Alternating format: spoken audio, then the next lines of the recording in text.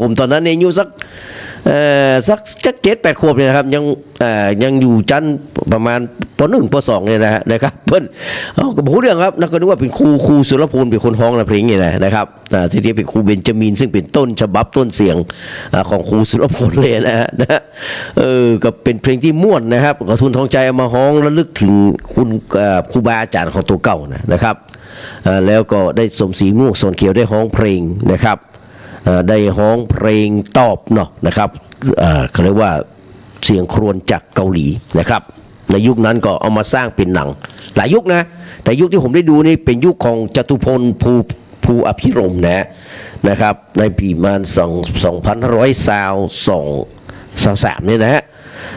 ซองซุนมีนะครับนางเอกสมัยนั้นซองซุนมีกับจตุพลภูอภิรมย์ตะกี้ท่านอาจารย์ชุมพลบอกว่ามีความรู้สึกว่าเป็นจะใดที่เวลามีศพมีซากเนี่ยนะครับแทนที่จะฮื้อทางด้านพระคุณเจ้าเนาะมันเพื่อเป็นผู้เป็นจุดฟักแคร์นะครับความจริงแล้วไม่ต้องฮื้อพระคุณเจ้านะกำนันกะแก่บ้านกันรักษาศีล5ยังบ่กุ้มเลยครับอบตนายกเทศบาลก็จ้างเด้อนะครับศีล5บางคนยังไม่มีเลยนะครับแกะแงะมันมีสักตัวในตัวก็มีนะแต่บางครั้งก็มีนะครับแต่คือมันสมควรที่สุดแล้วมันต้องฮื้อตุเจ้าแต่ถ้าจะฮื้อกำนันนายกเนี่ยนะครับต้องฮื้อกำนันเนี่ยนายกหรือว่าประธานที่เป็นฝ่ายฆราวาสเนี่ยได้จุดอาจารย์จุลจุดฟักแคนนะถวายประธานสงฆ์แล้วฮื้อประธานสงฆ์เป็นคนจุดฟักแคเขาเอาชนวนเนี่ยเขาเป็นคนจุดชนวนนะครับสมมติอาจารย์จุมพลได้รับการเชิญให้ไปเป็นประธานในพิธีเนาะแต่อาจารย์จุมพลจะไปจุดฟักแคร์ไม่ใช่นะอาจารย์จุดชนวนนะฮะจุดชนวนฟักแคร์นะจุดชนวนที่จะจุดฟักแคร์นะถวายนะประธานสงฆ์เพื่อประธานสงฆ์เพื่อจะจุดฟักแคร์เหมือนที่ตะวาวันซืนเนี่ยครับที่ของหลวงพ่อพระครูพระสุขสุภการหลวงพ่อพระเทพเนาะนะครับเพื่อนเป็นคนจุดนะครับเป็นคนจุดจุดเปลี่ยวไฟทางเข้าไปเนี่ยหลวงพ่อเทพปริยัติหรอเนาะอายุ83นะครับ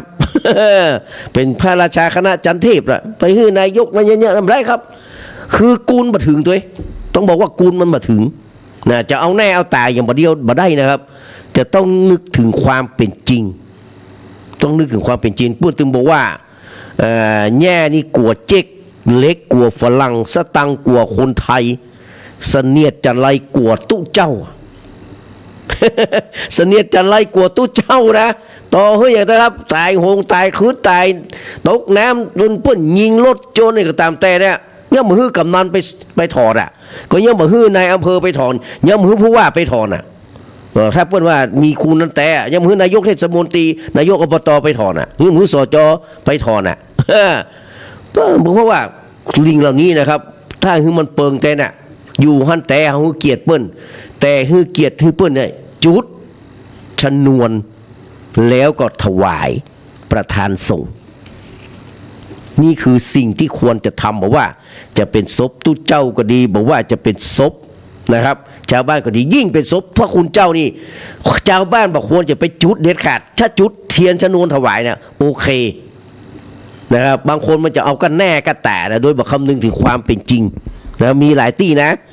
ฮะเจ้านายกูต้องใหญ่โตก็ดีก็แพทย์บางสกุลก็ดีแพทย์บางสกุลเปิดประกุลปิดเนี่ยมันเกิดจาก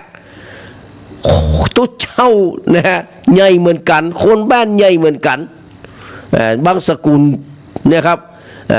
ถ้าเป็นคนบ้านเนี่ยเกิดที่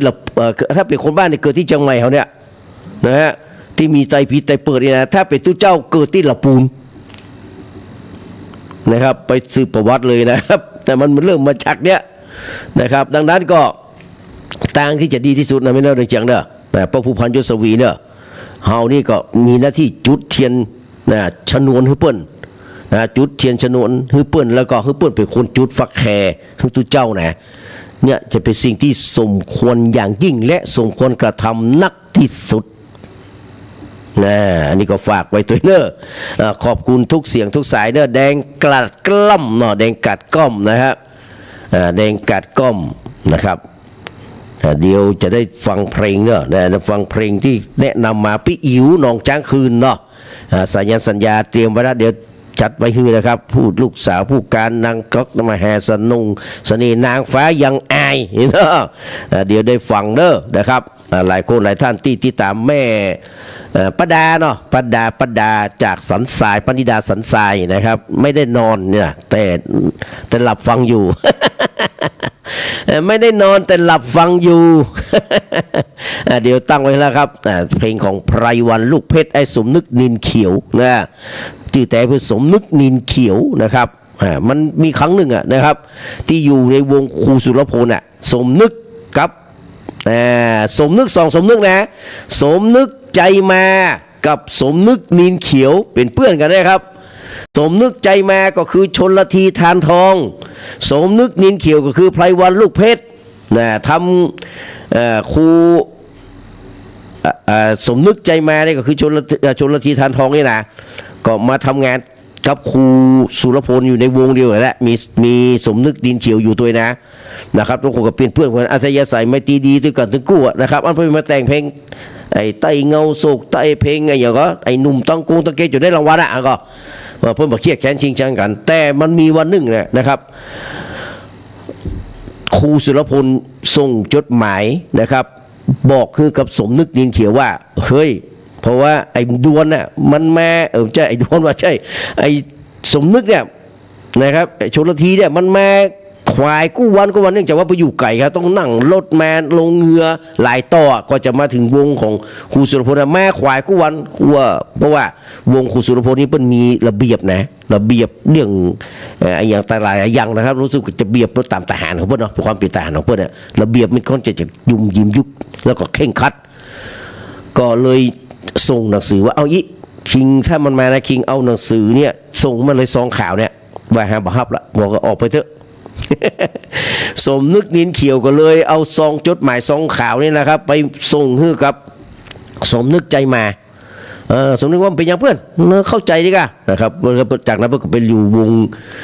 สำเนียงม่วงทองรวมดาวกระจายนะไปอยู่ฮั่นต่อ ไปอยู่ฮั่นต่อนะครับก็อยู่ได้เหมือนก็ออกนะครับไปทางไหนนี่วงปึ้งคุมนะนะครับสำหรับครูชลทีทานทองเนี่ยนะครับแต่มาเมินมานานนะครับก็มาแต่งเพลงนะครับเพราะเพื่อนได้ตั้งรักปักฐานอย่างได้แล้วนะครับไพวันลูกเพชรออกจากวงครูสุรพลสุวัจเจริญแล้วเนี่ยนะครับเพื่อนก็เลยมาแต่งเพลงให้กันเพื่อนมาได้โต้นะครับมาได้โต้ครูสุรพลตัวนะแล้วมาได้โต้สมนึกนินเขียวโต้ตัวเก่าที่ว่าอยู่ไกลมาหลายรอบอย่ามาจะเจ้าละแต่ว่ารถเมย์กว่าจะผ่านมาเรือเมย์กว่าจะผ่านมาเนี่ยครับมันใจเวลาหลายที่ใจลงคือรถลงเรือหลายที่หลายตังไปก็เลยทำให้มันจ้าเพื่อก็เลยเข้าใจนะครับแล้วก็เพื่อก็มาแต่งเพลงกันเมื่อคนตั้งคำถามว่าอ้าวสองคนนี้มาถูกกันไม่ใช่กันเมื่อวงอยู่คุณสุรพลปัจจัยคือมันจำเป็นต้องทำนะครับอันนี้ก็เป็นเรื่องเกตเล็กเกตน้อยนะครับมาดูนะฮะมาดูนะครับข่าวสารบ้านเมืองก่อนที่เขาจะไปดูที่หนังสือพิมพ์นะครับเขาก็มาดูกันที่ในโทรศัพท์ไปก่อนข่าวเนาะข่าวด่วนข่าวด่วนโหท่านพระครูสมุวิศวัตรเพิ่นทำรายการแล้วกันนะกราบนมัสการขอบพระคุณเริ่มมาแล้วเนี่ยนี่ครับมาแน่ใจได้หลวงพ่อนะครับกราบนมัสการขอบพระคุณเป็นอย่างยิ่งเนอะนะครับมาแล้วนะครับกราบขอบพระคุณครับมาดูข่าวสารบ้านเมืองในวันนี้นะครับในเรื่องของข่าวสารหลวงพ่อจตุทิพย์บอกว่าราคานะครับสาธุนะครับรับ500รับ 1,000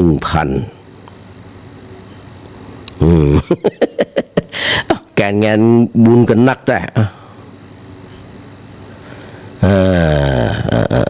โอเคครับกราบนมัสการขอบพระคุณหลวงพ่อพระครูวิสุวัตรนะครับสมุวิสุวรกิจโจเนอะครับพี่แอมบอกว่าจะมาวันที่1กลายเป็นวันธรรมดาวันที่1เป็นวันติดกะไปพอดีๆวันที่1มันเป็นวันติดนะเป็นวันติดไปพอดีๆปฏิทินนะพี่แอม ไปโพสดีๆวันที่2ที่1นะครับเพิ่งจะไปตานวันที่1เพิ่งตานวันที่1แล้วพี่แอมโพดีๆไปโพดีๆมาดูข้อมูลข่าวสารเด้อครับพี่แอมก็ฟังอยู่นะครับจากหนองไหวเนาะลูกหลานของแม่วีมอนป๊อกนะครับมอนป๊อกเปิดลิงก์แล้วขอบพระคุณครับนมัสการขอบพระคุณครับหลวงพ่อท่านพระครูสมุวิศวัตวรกิจโจนะครับกราบนมัสการขอบพระคุณเป็นอย่างยิ่งแล้วก็คุณพี่พิสมัยกับลุงนุยด้วยครับที่ติดตามรับฟังแล้วก็กราบสวัสดีครับพี่น้องตั้งขึ้น104.50 เมกะเฮิรตซ์โดยเฉพาะรายการธรรมะคลายเครียดของพี่พิสมัยนะครับสุริโยดรนะครับหัวหน้ารายการนะครับมาดูข้อมูลข่าวสารวันนี้นะครับข้อมูลข่าวสารจั่วหัวไว้ครับเลขาวุฒิสภานะครับรับคำร้องชงสวเข้าชื่อตรวจสอบนายกอิงนะครับกรณีหุ้นอันพายก็ว่ากันไปนะครับแล้วก็ด่วนกกตนะครับประกาศรับรองรถ2นายกอบจเพิ่ม19จังหวัดในนี่มีรู้สึกว่าจะมีท่านนายกนะครับพี่ชัยนะครับยกพี่ชัยเลิศพงษ์อดิศรตัวนะครับก็มี19จังหวัดได้แก่แพร่นะครับนายอนุวัฒน์วงศ์วันลำพูนนายวีระเดชผู้พิสิทธิ์นะครับเชียงใหม่นายพี่ชัยเลิศพงษ์อดิศรแม่ฮ่องสอนนายอัครเดชวันชัยธนวงศ์นะครับหนองบัวลำพูนางสรัญญาสุวรรณพรหมนะครับ6สกลนครนางนฤมลสัพพโสนะครับ7นครพนมครับนายอนุชิตหงสาดี8บุรีรัมย์นายภูสิทธิ์เล็กอุดากรนะครับ9มุกดาหารนายวีรพงษ์ทองผา10อำนาจเจริญนายพนัทนะครับพันวันนะครับพันวันลพบุรีนะครับ11นางอรพินจิรพันธ์วานิช12สระบุรีนายสัญญาบุญหลงนะครับอันนี้น่าจะเป็นลูกของประเดชบุญหลงนะครับจันทบุรีนายธนพลกิจการ14ปราจีนบุรีนางสาวนะครับณภาพัฒน์อัญชสานิชมนนะครับหรือว่าเจ๊จอยเจ๊จอยนะครับแล้วก็ปราจีนบุรีนะครับใจตราดนะครับนายวิเชียรทรัพย์เจริญ16ราชสีมานางยลดาหวังพกิจโกศลนะครับแม่ของรัฐมนตรีท่องเที่ยวนะครับวัฒนธรรมเนาะ17นะครับสมุทรปราการนะครับ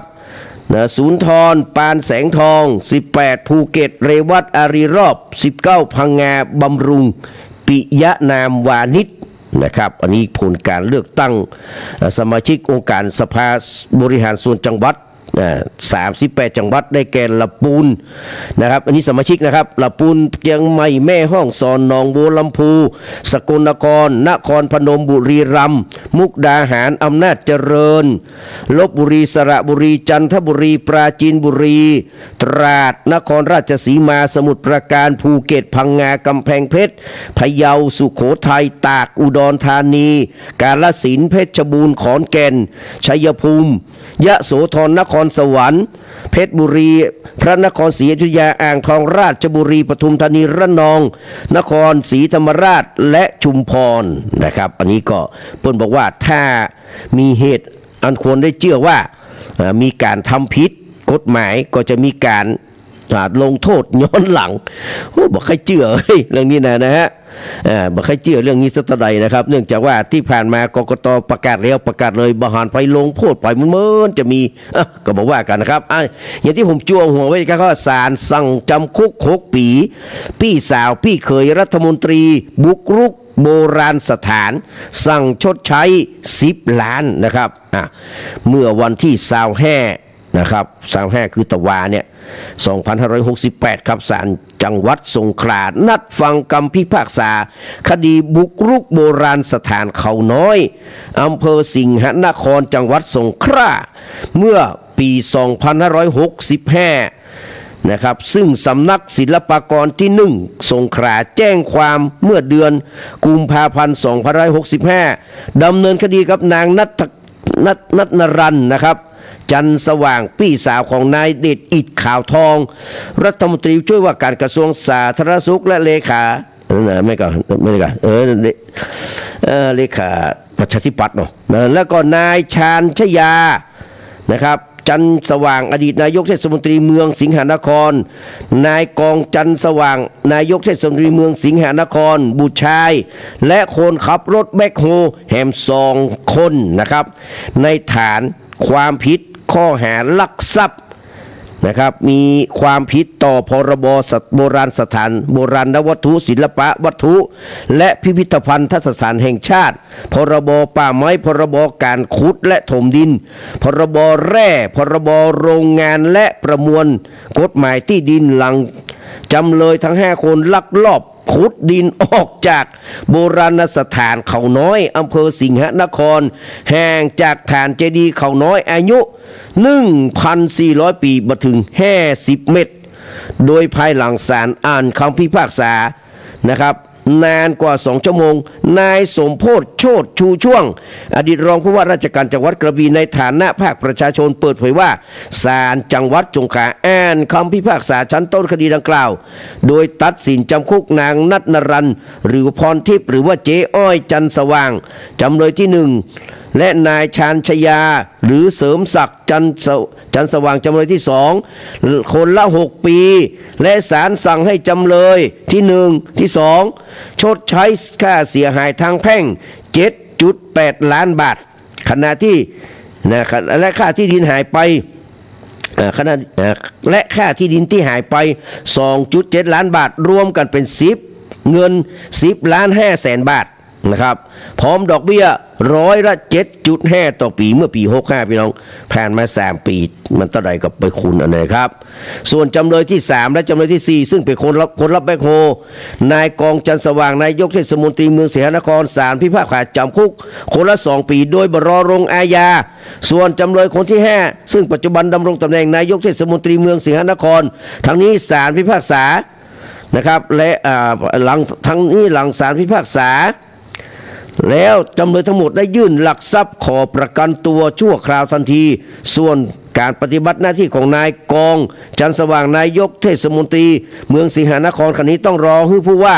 ราชการจังหวัดสงขลาใช้อำนาจออกคำสั่งให้หยุดปฏิบัติหน้าที่หรือไม่อันนี้ก็ว่ากันไปนะครับก็แสดงความยินดีนะครับกับท่านนายกพิชัยเลิศพงษ์อดิศรตัวเองนะครับและนายกเทศมนตรีนายกเทศบาลในองค์การบริหารส่วนจังหวัดเนาะนะครับส่วนจังหวัดเจียงใหม่นะครับหุ่นที่2ละนะครับพร้อมกับสมาชิกเนอะทุกท่านเลยครับบอกว่าจะมาจากพรรคประชาชนก็ดีมาจากพรรคเพื่อไทยก็ดีนะครับหรือว่าอิสระก็ดีนะครับเพราะเป็นผู้ได้อิสระ1 คนที่จอมทองนะครับอันนี้ก็ขอแสดงความยินดีตัวและก็ขอให้ปฏิบัติหน้าที่ของท่านนะครับปฏิบัติหน้าที่ของท่านอย่างเข้มแข็งเนอะคือเป็นที่พึ่งของพี่น้องประชาชนนะครับโดยเฉพาะฝ่ายที่เป็นฝ่ายนิติบัญญัติฝ่ายตรวจสอบก็คือพรรคประชาชนซึ่งได้สอปจมาหมดได้น้อยนะครับ15 ท่านนะจาก42นะได้15นะครับพรรคเพื่อไทยได้26นะครับจากเดิมได้21นะครับงวดนี้ไปเป็น26 คนนะครับแล้วก็บวกอิสระเข้าไปแหมซึ่งอิสระก็หัวเป็นไผ่นะครับ1 คนก็จะเป็น27 คนนะครับก็คงจะเป็นฝ่ายบริหารเนาะทั้งสภาประธานสภาก็ดีนะครับรองนายกอย่างก็ดีก็คงจะต้องเป็นฝ่ายบริหารนะครับทางนั้นก็เป็นฝ่ายตรวจสอบก็ดีนะฮะบ้านเมืองเขาก็จะต้องมีการคานอำนาจกันดุลอำนาจกันนะครับบ่ฮือไผ่มาผูกขาดอำนาจอยู่ฝ่ายเดียวนั้นการทำงานของท่านนายกพิชัยพร้อมกับทีมงานจากตอนนี้ไปนะครับก็จะต้องระมัดระวังนะครับและก็สร้างผลงานให้เป็นที่ประจักษ์แก่สายตาของพี่น้องประชาชนเช่นเกี่ยวกับที่ละปูนนะครับนายกนะครับวีรเดชนี่นะผู้พิสิทธิ์นี่นะครับก็อย่างอื่นก็ไปว่ากันไปนะครับแต่ตอนนี้เพิ่งได้รับการประกาศนะครับได้รับการประกาศปุ๊บก็จะต้องตั้งทีมงานขึ้นมาใหม่เนาะก็ตั้งเพื่อไทยก็เป็นฝ่ายค้านไปนะฮะมันเป็นธรรมดานะครับที่อื่นก็แป้แน่ก็ว่ากันไปอันนี้ก็แสดงความยินดีกับทุกคนทุกท่านครับเมื่อการเลือกตั้งจบการประกาศออกผลแล้วก็ทุกคนก็ตั้งแต่ทำหน้าที่ของตัวเก่านะกองเชียร์อย่างเขาก็พอต่อไปนะครับ เป็นกองเชียร์แต่ไม่ใช่กองแบกครับผมไม่ใช่กองแบกอย่างแน่นอนไม่ใช่นางแบกไม่ใช่นายแบกแน่นอนนะครับรับรองว่าเป็นนายแบกแล้วก็นางแบกคือกระไผ่เนอะพี่แขกเนอะพี่แขกนี่พี่ชอบทำบุญนะครับผมไปที่สันทรายสันขยอมมันนะเพื่อก็มีชื่อนะลัคนานะครับลัคนานะครับนางสาวลัคนานี่นะครับนางสาวลัคนาเนาะนะครับคือพี่แขกนี่นะครับปันวิชัยนามสกุลปันวิชัยนะเพื่อจะฮับเป็นเจ้าภาพสังฆทานทุกครั้งนะงวดนี้ก็ฮับเป็นเจ้าภาพสังฆทานเนี่ยนะแขกลัคนานี่เพิ่นชอบทำบุญนะครับมาดูครับพรรคร่วมรัฐบาลระซำพลังดูดเดินเครื่องเสริมสสนะครับมาดูครับพี่น้องว่าเป็นจะได้ก็เข้าสู่โหมดการเมืองเหตุสักน้อยหนึ่งนะครับครับในจังหวะที่พรรคร่วมรัฐบาลสร้างแรงกระเพื่อมถึงพรรคสีน้ำเงินนะครับหลายเรื่องต่ออย่างต่อเนื่องครับอันเป็นผลจากความพยายามโชว์บารมีเปล่งรัศมีให้ผู้คนได้เข้าใจว่าข้าคือผู้กุมชะตาชีวิตรัฐบาลนี้นะครับ บอกว่าจะอยู่จะไปจะล้มไปนะครับคนชี้เป็นชี้ตายคือเครือข่ายสีน้ำเงินนะครับที่ผ่านมาจึงได้เห็นท่าทียึกยักขัดขวางจนแกนนำพรรคร่วมอื่นเนี่ยเปิ้นสายหัวในความไร้มารยาทของพรรคการเมืองพรรคนี้นะฮะดังนั้นการเดินเกมกดดันตัดเส้นเลือดใหญ่และโละสวสีน้ำเงินตามที่กลุ่มสวสำรองชงเรื่องให้กรมสอบสวนคดีพิเศษหรือ DSI นะครับรับเป็นคดีพิเศษพร้อมแจกแจงกระบวนการสรรหาที่ผ่านมาเต็มไปด้วยความประชอบมาพากลมีทั้งการหัวเรื่องการบล็อกโหวตก็ต้องลุ้นว่า DSI จะเดินหน้าฟันตามพฤติกรรมที่ถูกร้องว่าเข้าข่ายอ้างยี่ซ่องโจรฟอกเงินอะไรอย่างต่างๆหรือไม่ฝากสวสีน้ำเงินก็ประเทศธรรมดาพี่น้องแต่ก่อนนี้ภาคภูมิใจที่จะเป็นซอมบี้ภาคภูมิใจที่จะเป็นเขาเรียกว่าขี้ข้าของนักการเมืองสีน้ำเงินนะครับต้องบอกว่าของพรรคการเมืองสีน้ำเงินเนี่ยกดปุ่มหันซ้ายปุ๊บปุ่มหันแน่กดปุ่มหันหลังครับหลังหันนะครับยอมทำหมดเลยนะฮะถึงคราวนี้ก็ถูกกว่าโดนน้ำฮ้อนตีนจะลงครับตั้งโต๊ะแถลงตอบโต้ช็อตต่อช็อตพร้อมต่อสู้ในทางกฎหมายครับและจะดำเนินคดีกับผู้ที่ทำให้เสียหายในยังจะมีเรื่องที่ดินเขาใหญ่ที่ดินเขากระดงที่ยังจะต้องลุ้นกันแห่งหลายยกว่าสุดท้ายสีน้ำเงินจะถูกลดทอนกำลังไปน้อยนักสักมอกใดบรรยากาศในพรรคร่วมรัฐบาลดูเหมือนจะพร้อมแตกหักได้กู้เวลาการเดินเกมแหงของฝ่ายตรงข้ามสีน้ำเงินบ่งบอกว่าเป็นจะอั้นอายุรัฐบาลที่กำลังเดินเข้าสู่2 ขวบปีแรกน้ำต้มผักก็ว่าหวานพอนานหน่อยน้ำอ้อยกับกร่อยขมพี่น้อง ท่านพระครูสมุวิสุวัตรนะครับแรกน้ำต้มผักน้ำผักหวนเนี่ยนะน้ำเสลียมนะก็ยังว่าหวานอยู่นะ แต่พอนานหน่อยน้ำอ้อยก็กร่อยขมพี่น้องโอ้ยแต่ว่านะดังนั้นครับเวลาที่เหลือนะครับจากนี้ไปแหมประมาณ2 ปีนะนับว่ามีกล้าพี่น้องทำอย่างได้แหมนักก่อนที่จะเข้าโหมดเลือกตั้งจะอั้นแล้วเนี่ยหากจะต้องจำใจตัดนิ้วสำคัญขว้างไปก็ต้องมั่นใจว่ามันมีอะไรมาเสริมบอกว่าหัวใจฉันยังมีอะไรอย่างที่พุ่มพวงดวงจันทร์ว่าเนาะ บักกระทบการไปต่อของรัฐบาลเป้าหมายสำคัญก็คือการเติมเสียงสสให้รัฐบาลเพื่อไทยโดยทำหรือลุ้นให้เสียงของฝ่ายค้านลดลงให้นักที่สุดเท่าที่จะนักได้อย่างยกตัวอย่างง่ายๆกรณี25 สสพรรคประชาชนหรือว่าสสสีส้มเนี่ยพี่น้องที่กำลังหนาวฮ้อนๆว่าปปชจะฟันกรณีเข้าชื่อเสนอแก้นะครับมาตรา112หรือไม่จะใดหรือว่ามาดูสส19 สสของ พรรคพลังประชารัฐนะครับอันมีท่านปิยะตวิชัยปิตะของผมนี่นะครับอดีตผู้บัญชาการตำรวจภูธรภาค5เนี่ยไปเป็นโฆษกอยู่นะพี่น้องบ้านเขาบอกเอาไปไหว้พระเจ้าคนอื่นนี่ผมเอานะฮะ นะครับนะอันนี้ส19 คนเนี่ยนะครับเปิดเป็นสายบ้านป่าสายบ้านป่าก็คือสายบ้านลุงป้อมนะครับถ้าบันนับความเป็นสของลุงป้อมแล้วบางคนก็เริ่มออกลายพี่น้องหันไปสวามิภักดิ์คือกับตุ๊ปี้เทา หรือว่าท่านร้อยเอกธรรมนัฐพงษ์เผ่าพงษ์ว่าตุ๊ปี้เทานะครับ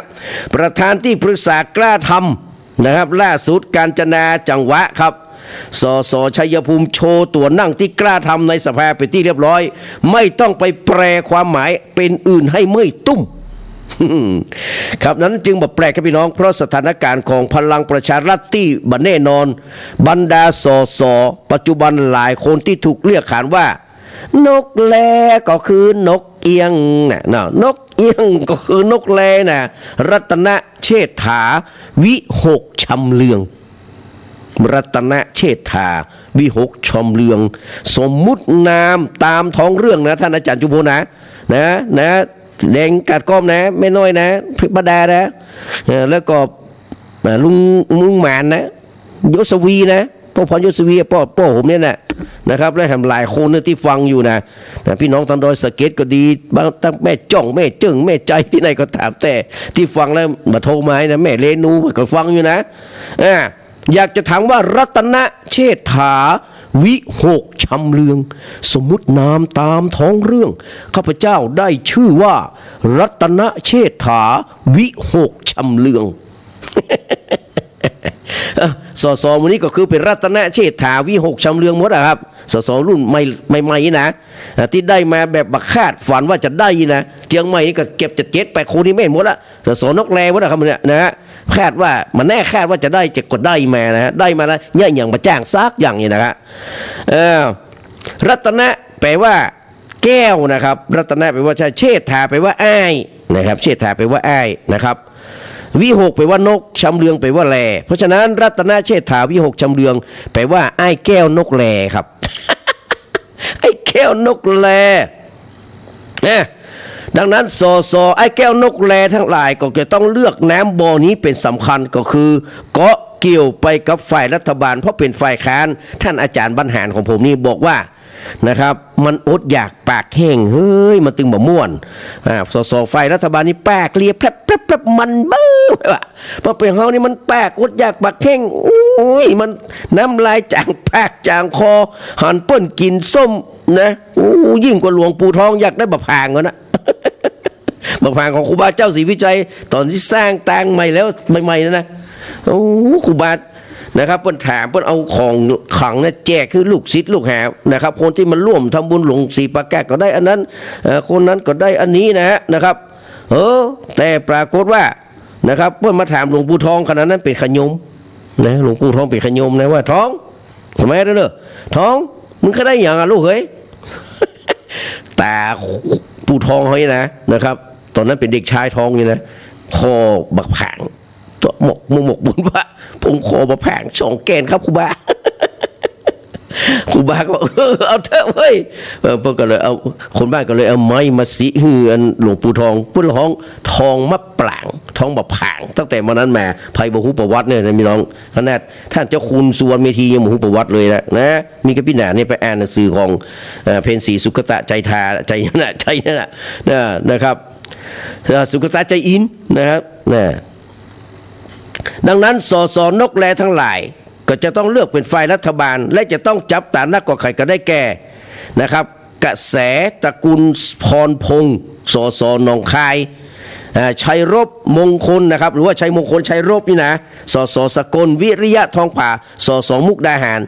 สุธรรมจิตงามจริตงามครับนครศรีธรรมราชคอซีมามุปัตตานีชกาดพัฒนกิจวิบูลพังงาและทวีสุรบาลตรังทวีสุรบาลนี่เนี่ยก่อนนี้เปิ้นย้ายมาเคยมาอยู่พรรคไทยรักไทยนะเป็นบัญชีรายชื่อนะเนี่ยเป็นเหตุที่ทำให้ต้นแรกๆเลยนะครับ คือเสริมท่านนายชวนหลีกภัยเนี่ยจังท่านนายกทักษิณมาจนถึงทุกวันนี้เพราะคนชื่อทวีสุรบาลเนี่ยพี่น้องมาเป็นสสบัญชีรายชื่อของพรรคไทยรักไทยในสมัยนั้นผมบอกว่าอย่างอื่นนี่เปิ้นบอกตาใดนะไปยามไป ไปเยียบไปเอากองดวงใจทวีสุรบาลมานะครับในสมัยนั้นมาเอาสุรินโตทับเที่ยงเจ้าของปุ้มปุ้ยเนี่ยใครจะไม่รู้เท่าผมพี่น้องนะครับนั้นผมนี่ได้ศึกษาได้จดจำได้อย่างประวัติเรียงมาตลอดเลยนะครับข้อมูลในหัวนี่มันเป็นระบบนะฮะจำได้ดีเลยในสมัยนั้นน่ะในชวนหลีกภัยนี่ถึงกับสะบดอยู่ในใจว่าตั้งจากนี้ไปนี่แบบมีญาติดีครับคนที่ชื่อทักษิณเด็ดขาดนะลำพังชนะนะก็บอกว่าอย่างนั้นแต่มาเอาสอสอลูกน้องของข้าไปนี่นะพี่น้องทวีสุรบาลวันนี้ปัจจุบันทวีสุรบาลมาอยู่พรรคพลังประชารัฐพี่น้องมหันว่าได้สักอย่างเลยคนมันจะจังกันมันถึงจังได้พี่น้องมันถึงมันมีเหตุผลนักฮะดังนั้นสสเหล่านี้จะได้เลิกเปิดหน้าเปิดตัวกับนะครับเดอะเทาครับผู้กองธรรมนัฐของผมนี่นะฮะหรือว่าพรรคอื่นๆหรือไม่ซึ่งทางสีน้ำเงินเองก็ทาบทามอยู่หลายคนเหมือนกันพี่น้องคณะที่ท่าทีของบ้านใหญ่ที่สุดในพลังประชารัฐคือกวนมะขามหวานนี่นะครับกวนมะขามหวานก็ต้องไปที่เพชรบูรณ์นะหรือว่าเพชรบูรณ์เนี่ยเป็นนามของพ่อเลี้ยงสันติพร้อมพัฒน์ซึ่งแต่ก่อนก็อยู่ในพรรคไทยรักไทยนี่แหละพี่น้องพรรคประชาชนนี่แหละแต่สันติจะมาอยู่ในช่วงพรรคประชาชนนะเป็นรัฐมนตรีนะแล้วก็มีสมัยนั้นแล้วต่อมาก็อยู่ในเพื่อไทยแล้วก็ท่านสสเพชรวัฒน์ก็เคยไปเป็นที่ปรึกษาของรัฐมนตรีพัฒนาความมั่นคงของมนุษย์นะครับการพัฒนาและความมั่นคงของมนุษย์นะครับสันติพร้อมพัฒน์นี่มีสสในสังกัด6 คนก็คือเมียเปิ้นคนหนึ่งละคือวันเพ็ญพร้อมพัฒน์แล้วก็พิมพรพฤทธิพันธ์นะครับจักรรัตน์ผัวช่วยนะอันนี้เปิ้นมาอยู่แถวเสาหินนะครับจักรรัตน์ผัวช่วยเนี่ยนะฮะหมายถึงว่านามสกุลผัวช่วยนะมาอยู่ตั้งเสาหินเวียงกุมกามเนี่ยหนองหอยนะครับแล้วก็มีบุญชัยกิติธราทิพย์วรโชติสุคนทขจรและนะครับอัครทองใจสดอันนี้เราจะเป็นลูกของลุงเอี่ยมทองใจสดนะครับแล้วก็บ้านใหญ่กำแพงเพชรโดยวราเทพรัตนากรมี2 คนนะกะอนันต์ผลอำนวยและปริญญาเลิกรายส่วนบ้านใหญ่ที่สาแก้ว2 แม่ลูกครับตีนุชเทียนทองขวนเรือนเทียนทองส่วนบ้านใหญ่สิงห์บุรีนำโดยชัยวุฒิธรรมาคณานุสรณ์นะครับมีเป็นสสคนเดียวเนาะท่านชัยวุฒินี่นะครับในช่วงที่ผ่านมาแกนนำบ้านใหญ่พลังประชารัฐแห่รือกันตลอดถึงอนาคตของพรรคว่าจะเนี่ยจะใดจะเอาจะใดเฮ้ยนะครับมันขายบ่ออกขายบ่ได้นะไผ่บ่ค่อยเอานะแบรนด์นี้นี่ขายไม่ออกนะบอกว่าจะเป็นไพบูลย์เคี้ยวยี่นะไพบูลย์ไอ้นั่นนะที่เป็นไพบูลย์นักกฎหมายดีๆนะครับบัดเดี๋ยวนี้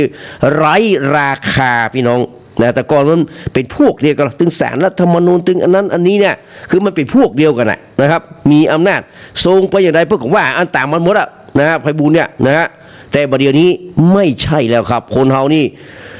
ยามรุ่งเรืองก็รุ่งเรืองไปถ้าใจในทางที่ถูกที่ควรใจกฎหมายไปในทางที่ถูกที่ควรมันก็ไม่มีปัญหาแต่ถ้าใจ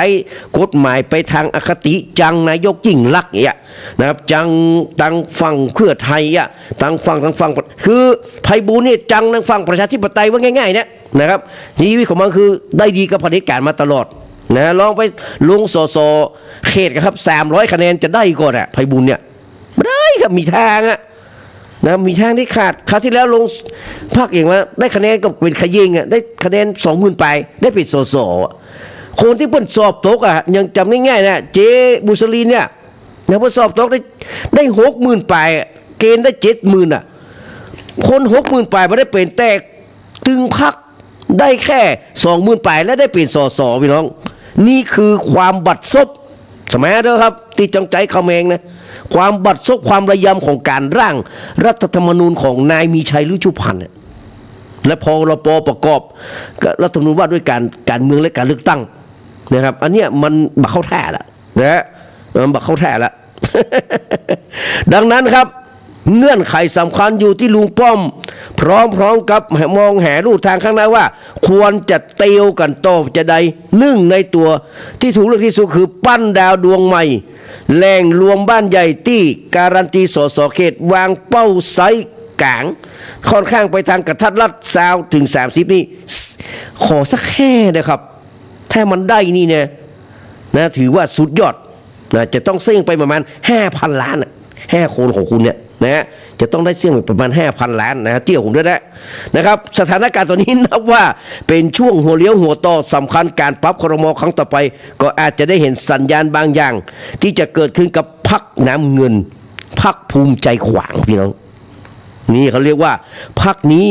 เรียกว่าพรรคภูมิใจขว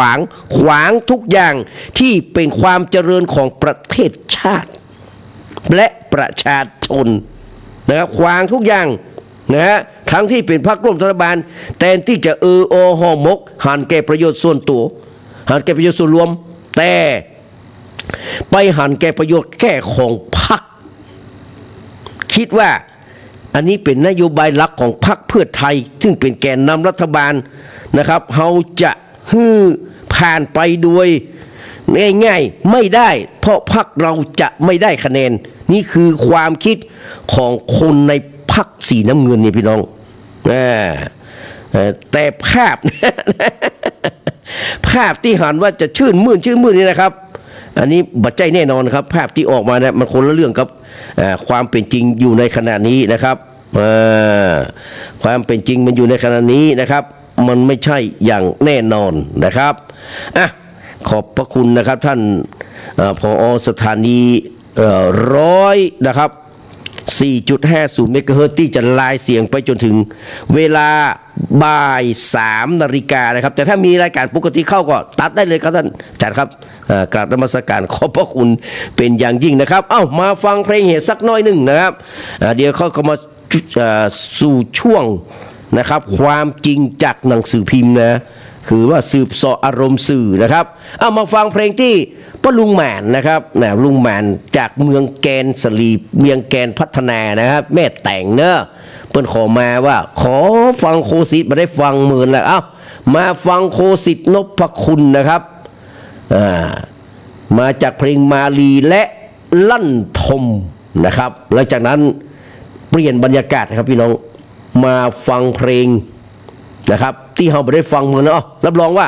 แม้แต่รายการของท่านพระครูสมุวิสุวัตเนี่ยพี่ใหม่เขาก็เคยขอเพลงนี้สักเตี้ยมันเป็นเพลงสตริงนะ2 เพลงเลยนะครับโคนี่จะต้องเวลาเปิดอะไรนะเดี๋ยวก็มาเฉลยมันชื่อเพลงอย่างของ Forever นะของ Forever ครับในสมัยเขาเป็นละอ่อนนะครับในสมัยเขาเป็นละอ่อนแล้วก็มีเพลงของเพลงส่งดอกไม้แล้วก็ส่งยิ้มในสมัยที่เป็นเพลงแรงงานเลเบอร์นะครับแต่บะหมี่ในที่หมีส่งดอกไม้แล้วก็ส่งยิ้มนะหมีก็ดังนะมารุ่นเดียวกันนี้เลยมาฟังได้ว่ามันเป็นเพลงอย่างครับแต่ว่า2 เพลงนี้เป็นของโคสิทธิ์นพคุณครับมาลีกับลั่นทมมอบแด่กับพ่อสว่างเด้อพี่ใหญ่กับพ่อเองก็ลุงหมานนะครับลุงหมานอาหารสดอาหารตามสั่งนะครับ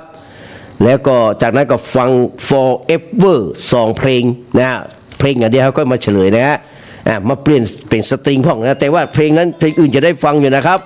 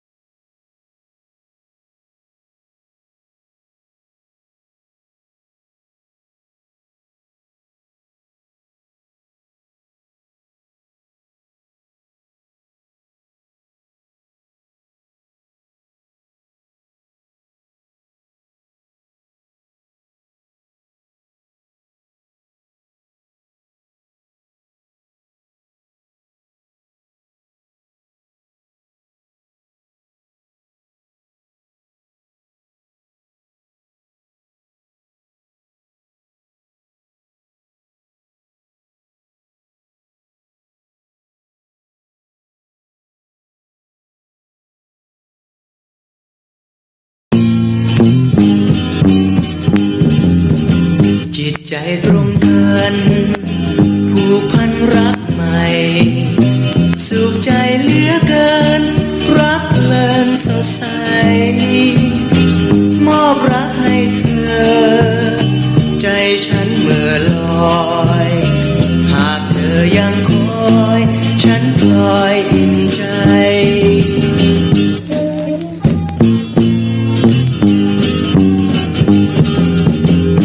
6 นาฬิกาแอบมาพบเธอเจอกันทุกทีโสพีงามแท้ไม่แพ้เทวีจันทร์สีผ่องเพ็ญเธอคงมองเห็นฉันเป็นยอดชายภูมิใจฉันได้เธอมาจะถนอมกล่อมเธอยามมองช่างซึ้งเลิศเลอยามเธอโปรยยิ้มให้มาแก้มเธอแดงหนักหนา7 นาฬิการีบมาเล่าเรียนใจยังหมุนเวียนถึง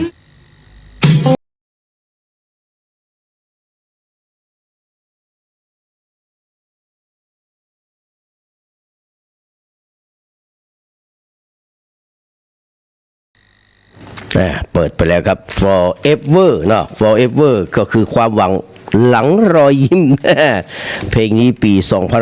2526-27นะครับความหวังหลังรอยยิ้มนะครับมากับเพลงเนี่ยก็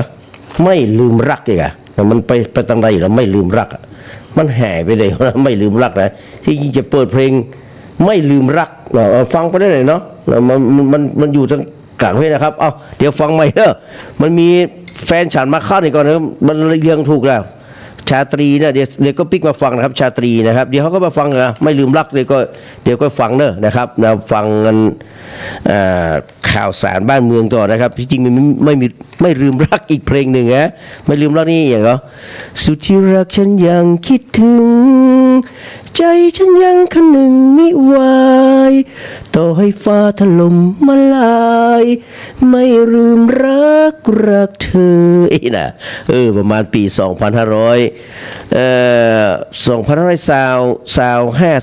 เหมือนกันนะครับประมาณนี้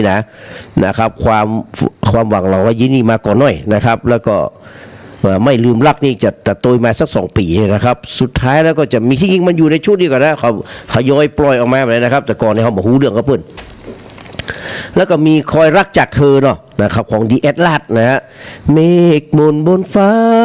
เฝ้ามองหาคนรักเคยใกล้แล้วต้องกลับมาไกลพาหัวใจเราให้เศร้าซึมไม่สมปองวันนั้นจะต้องขอฟังจากท่านพระครูสมุวิสุวัฒน์นะฝากพี่สมัยไว้เถอะนะว่าเพลงไม่คอยรักจากเธอนะของดีแอดลาดเนอะต้องเอาของดีแอดลาดเท่านั้นนะครับเอาคนอื่นห้ามเนี่ยดีแอดลาดจำไว้เนอะดีแอดลาดนะครับคอยรักจากเธอแล้วก็เพลงนั้นก็มาก่อนหน้านั้นก็จะมีของคีรีบูลนะคีรีบูลของคุณออดคีรีบูลเนี่ยนะครับหากรักนะครับหากรักนะครับมาเป็นชุดแรกเลยหากรักนี่นะครับหากรักเป็นเหมือนเมฆลอยไปในฟากฟ้ากว้างไกลตาไม่หุนมาลมยังพาเมฆน้อยลิ้วลอยไกลโอ้ม่วนขนาดนะฮะเสียงออดคิดดีบุญใหม่ๆเนี่ยปวดเต้ามันมาทับกับเสียงของต้อมเรนโบว์ต้อมเรนโบว์จิคงจะมารุ่นราวเขาเดียวกันนะครับแต่ว่าออดคิดดีบุญนี่จะดังก่อนนะชมพูฟุตตี้กันนะครับต่างกับห้องออดคิริบูนี่ผมเจ๊ต้อมเรนโบว์นี่เป็นแอ้นะแม้แต่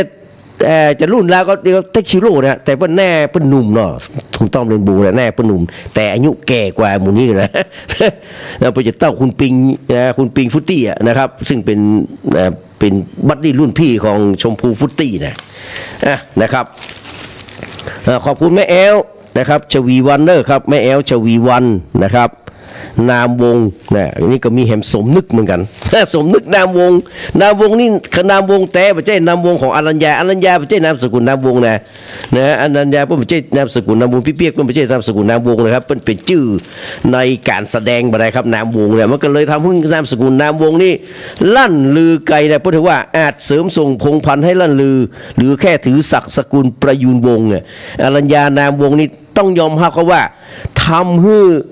คนนามสกุลนามวงเนี่ยดังกันไปทั่วโอ้นี่เป็นพี่น้องตึงอรัญญาพี่น้องตึงคุณเปียกอะเปียกนี่เป็นรองนางงามนางสาวไทยนะในปี2508อะผมยังบักเกิดเนี่ยพี่เปียกเป็นรองนางงามจักรวาลจากย้ำจักรวาลนางงามนางสาวไทยอะต่อจากรองจากคุณอภัสราหงสกุลอะนะครับจนกระทั่งคุณอภัสราหงสกุลได้ไปแข่งนางงามยูนิเวิร์สแล้วก็ได้เป็นนางสาวจักรวาลนางงามจักรวาลคนแรกของประเทศไทยเนาะจนกว่าเขาจะมีปุ๋ยพรทิพย์นาคฮิรัญกนกเนี่ยได้คนที่2นะครับมาทุกวันนี้เขายังซ่อหานะครับนางงามจักรวาลโลกมาได้เลยนะครับมือหลายปีดีดักแล้วนะทั้งที่คนก็จัดงามแต่ก่อนนักแต่ว่ามันไม่ได้นะมันไปอยู่ที่โจกวาสนาพี่น้องนะครับเอามาดูข่าวสารจากหนังสือพิมพ์พี่น้องนะครับเพราะว่าเวลาเข้าไปบ่าย2ขอบคุณพี่น้องตั้งแม่จ้องเนอะเดี๋ยวได้ฟังเพลงสายันสัญญาตามคำขอครับแต่ต้องฟังเพลงของพี่อิ๋วหนองจ้างคืนกันก่อนนะครับของพี่ใหม่ก็ได้ฟังแน่นอนครับแฟนฉันกับยากยิ่งนักนะเมื่อเขาจะเปิดชาตรีเนี่ยมันต้องมีแฟนฉันด้วยเนาะมันต้องมีแฟนฉันแล้วก็ไปลอนดอนอย่างวันเนี้ยมันม่วนนะครับมาดูนะข่าวสารวันนี้นะครับจากหนังสือพิมพ์ไทยรัฐก่อนแล้วก็มาหาที่มติชนนะครับผมนี่ซื้อมา2ฉบับทุกครั้งนะครับเราจะต้องมีคุณภาพนะเรื่องข้อมูลข่าวสารนะครับบางครั้งก็ใส่อัตวิสัยของตัวเข้าไปนะบางครั้งก็เอาจากวัตถุวิสัยก็คือความคิดเห็นของที่เปิ้นวิเคราะห์เปิ้นกรองมาแล้วนะครับเขาบางทีเขาก็ใส่อัตวิสัยนะครับของตัวก็ไปนะครับก็พอนะครับเลื่อนโหวตคดีพิเศษโพยหัวเลือกสวนัดใหม่6 มีนานะครับเจิญกกตแจงอิงปัดปมรอยร้าวรัฐบาลชื่นมื่นเดินชื่นมื่นดินเนอร์พักร่วมก็ว่ากันไปนะฝนถล่มใต้เมืองคอนอ้วมนะฮะใช้เรือช่วยทันหญิงติดเตียง6 ขวบสังเวยก็แสดงความเสียใจด้วยครับนายกก็ยังลั่นคำว่าการปราบปรามแก๊ง call center เนี่ยมาจบมาเลิกนะฮะช่วยคนไทยนะครับระวังลังปอยเป็ดจากพม่าจะไปที่กัมพูชาปอยเป็ดนะฮะมาดูแม่ลูกจันพี่น้องนะเกี่ยวกับการเลือกตั้งสวนะครับนะเพิ่นว่ายื้อตามฟอร์มนะครับการประนอมปองดองก็ดูจากนี่นะครับพี่น้องการที่เปิ้นยังจะยืดออกไปนี่นะครับนี่คือการลอมชอมในเบื้องต้นนะครับไม่ใช่การแตกหักนะสื่อมันไปเสี่ยมกันเองนะครับว่าลูกพี่ใหญ่จะต้องแตกหักกับคนบุรีรัมย์จะต้องแตกหักกับไอ้หนูอย่างประมาณนี้นะแต่ความจริงแล้วไม่ได้มีอะไรใหญ่ไปกว่านี้นะครับถามว่าขัดแย้งก็ขัดแย้งแน่นอนถามว่าคัดใจพี่นานอินสมคัดใจ1,000,000%สำหรับพรรคสีน้ำเงินนี้นะครับยังใดก็สามารถญาติดีได้ตัวนะฮะแต่ถามว่ามีเพื่อนฝูงในพรรคภูมิใจไทยก็มีครับสีนวลผมนี่นะ สีนวลนะครับที่จอมตองนี่นะครับเพื่อนกันเลยนะ เพื่อนกันได้สมัยเป็นสจเป็นอย่างนั้นนะฮะสมัครสสตัวการทำต่างหากนะเพิ่นว่าคดีหัวเลือกตั้งสว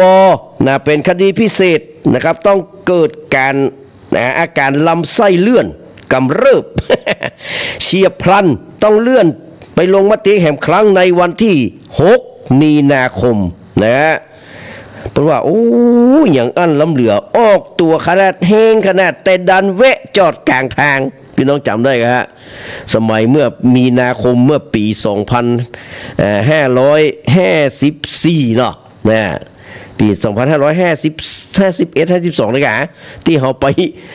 ปเป็นทะเลแดงกันนะอันนี้ย้อนเห็นหน่อยนะครับย้อนไม่ใช่ว่าไปอย่างนะไปย้อนว่านะครับแต่นะครับไปมันมาถึงหัวลำโพงสักคำมีคนลงกลางตาง มันก็เลยบรรลาบ11 สกรรมครับพี่น้องกลายเป็นคนจากจะไปหาไปเอ็มเปิ้นมันยับเหี่ยกลางตางเหี่ยเบ้อเบ้อ ตอนนั้นเนี่ยก็เหมือนกับรายการเนี่ยครับภูมิธรรมกาทวีกานะครับแต่หมู่คณะกรรมการกพลเนี่ยกพพเนี่ยที่เป็นกรรมการพิเศษของ DSI นะครับถ้าทำถ้าคึงขังหนึ่งนั่งว่าจะเอาให้ได้แล้วจะต้องลงมติปรากฏว่านะครับตำรวจ3 ท่านนี่นะครับตั้งแต่ผบตรแล้วก็ไผ่แฮม2 ท่านพลตำรวจโทคนหนึ่งแล้วก็พลตำรวจเอกคนหนึ่งแล้วพลตำรวจโทคนหนึ่งนี่นะฮะเพื่อหูทางหนีจีไล่อยู่เป็นนะฮะลาด่วนเลยเพราะว่ามีติดภารกิจสำคัญ มันก็เลยทำให้ต้องเลื่อนปล่อยเป็นวันที่6นี่พี่น้องนะฮะดังนั้นนะครับการแอ้งว่าจะต้องเจอนายแสวงบุญมีเลขาธิการกกต.คนบุรีรัมย์เป็นคนรับใช้ของพรรคการเมืองใดแน่จะหูดีเนาะนะฮะอันนี้เขาบอกว่าเพื่อนนะครับมาชี้แจงให้ชัดเจนว่ากกต.ยินดีมอบคดีหัวเลือกตั้งสวให้ DSI ดำเนินการต่อไปหรือไม่ก็ถ้าไอ้แหวงมันบอกว่ามายินดีเหรอที่เขาก็จะย่างอย่างนี้กะ เขาต้องถามแบบนี้นะพี่น้องอันนี้ผมมาชอบใจนะมาชอบใจในท่าทีของภูมิธรรมตัวมาชอบใจในท่าทีของนะครับของทวีตัวอันใดที่มันหมัดเนี่ยบัดถูกใจก็ว่าบัดถูกใจนะพี่น้องไม่ใช่ว่าเชียร์ตับพืชตับพือว่าตังเนี้ยดีกูจะเชียร์บัดดีกูก็ต้องเชียร์มาใจผมนะฮะมีปัญญาอยู่หรอมีปัญญาห้ามเฮียนศึกษามาก็พอสมควรนะครับผ่านโลกผ่านร้อนผ่อนหนาวมาก็พอสังคมบางคนยังไม่เคยผ่านทางธรรมนะผ่านก็ตั้งโลกอันนี้ผ่านตึงโลกตึงธรรม ก็คงบักแง่กว่าที่เขาไปสักตะไดหรอกนะบักแง่กว่าคนฟังทั้งหลายไปสักตะไดหรอกนะเพราะจะหูอยู่ว่าอันใดดีก็ว่าดีอันใดบดีก็ว่าบดีนะอันใดถูกใจก็ถูกใจอันใดคัดใจก็ว่าคัดใจบอกว่าจะเป็นนะครับพรรคไหนก็ตามแต่นะถึงแม้ว่าจะหูอยู่ว่าเฮาเชียร์พรรคไหนอ่ะแต่ถ้าพรรคที่เฮาเชียร์เนี่ยมันมาเข้าแท้เฮาก็ด่าได้ลูกวิจารณ์ได้ครับเพราะมันจะปิดสมาชิกพรรคมาหรอกดังนั้นนะครับเปิ้นจึงบอกว่านะครับเมื่อเป็นใจอี้แล้วจึงต้องจักขัว ขัวแงนต่อไปว่าแงนท่อต่อไปลงมติแห่งครั้งในการประชุมครั้งต่อไปอย่างที่ว่าคือ6 มีนาคมเนี่ยนะครับพวกวันหือนี่จะถึงเนี่ยมาดูความเห็นของแม่ลูกจันทร์ครับแม่ลูกจันทร์หรือว่าคุณชูพงษ์เนี่ยเพิ่นบอกว่ามาแน่ใจว่า DSI จะทำคดีหัวเลือกตั้งสวหรือไม่เนี่ยคะแนนคนระดับแม่ลูกจันทร์ได้กลิ่นแบบนี้นะฮะค่อนข้างจะชัวร์แล้วว่าทำไม่จริงเนี่ยบางครั้งนี่เขาจะเลิกเชียร์ไปเลยพี่น้องถ้าทำแบบเนี้ยเลิกเชียร์เลยนะแต่คนไทยถึงประเทศหันว่าการเลือกตั้งสวนี่มันผิดปกติตั้งแต่การตรวจสอบคุณสมบัติผู้สมัครกลุ่มสาขาอาชีพแล้วเพราะอย่างครับเพราะมันมีการปล่อยให้ผู้ขาดคุณสมบัติหรือมีคุณสมบัติบัตรงสเปคผ่านเข้ามาเป็นผู้สมัครสวเป็นจำนวนนักแต่กกต.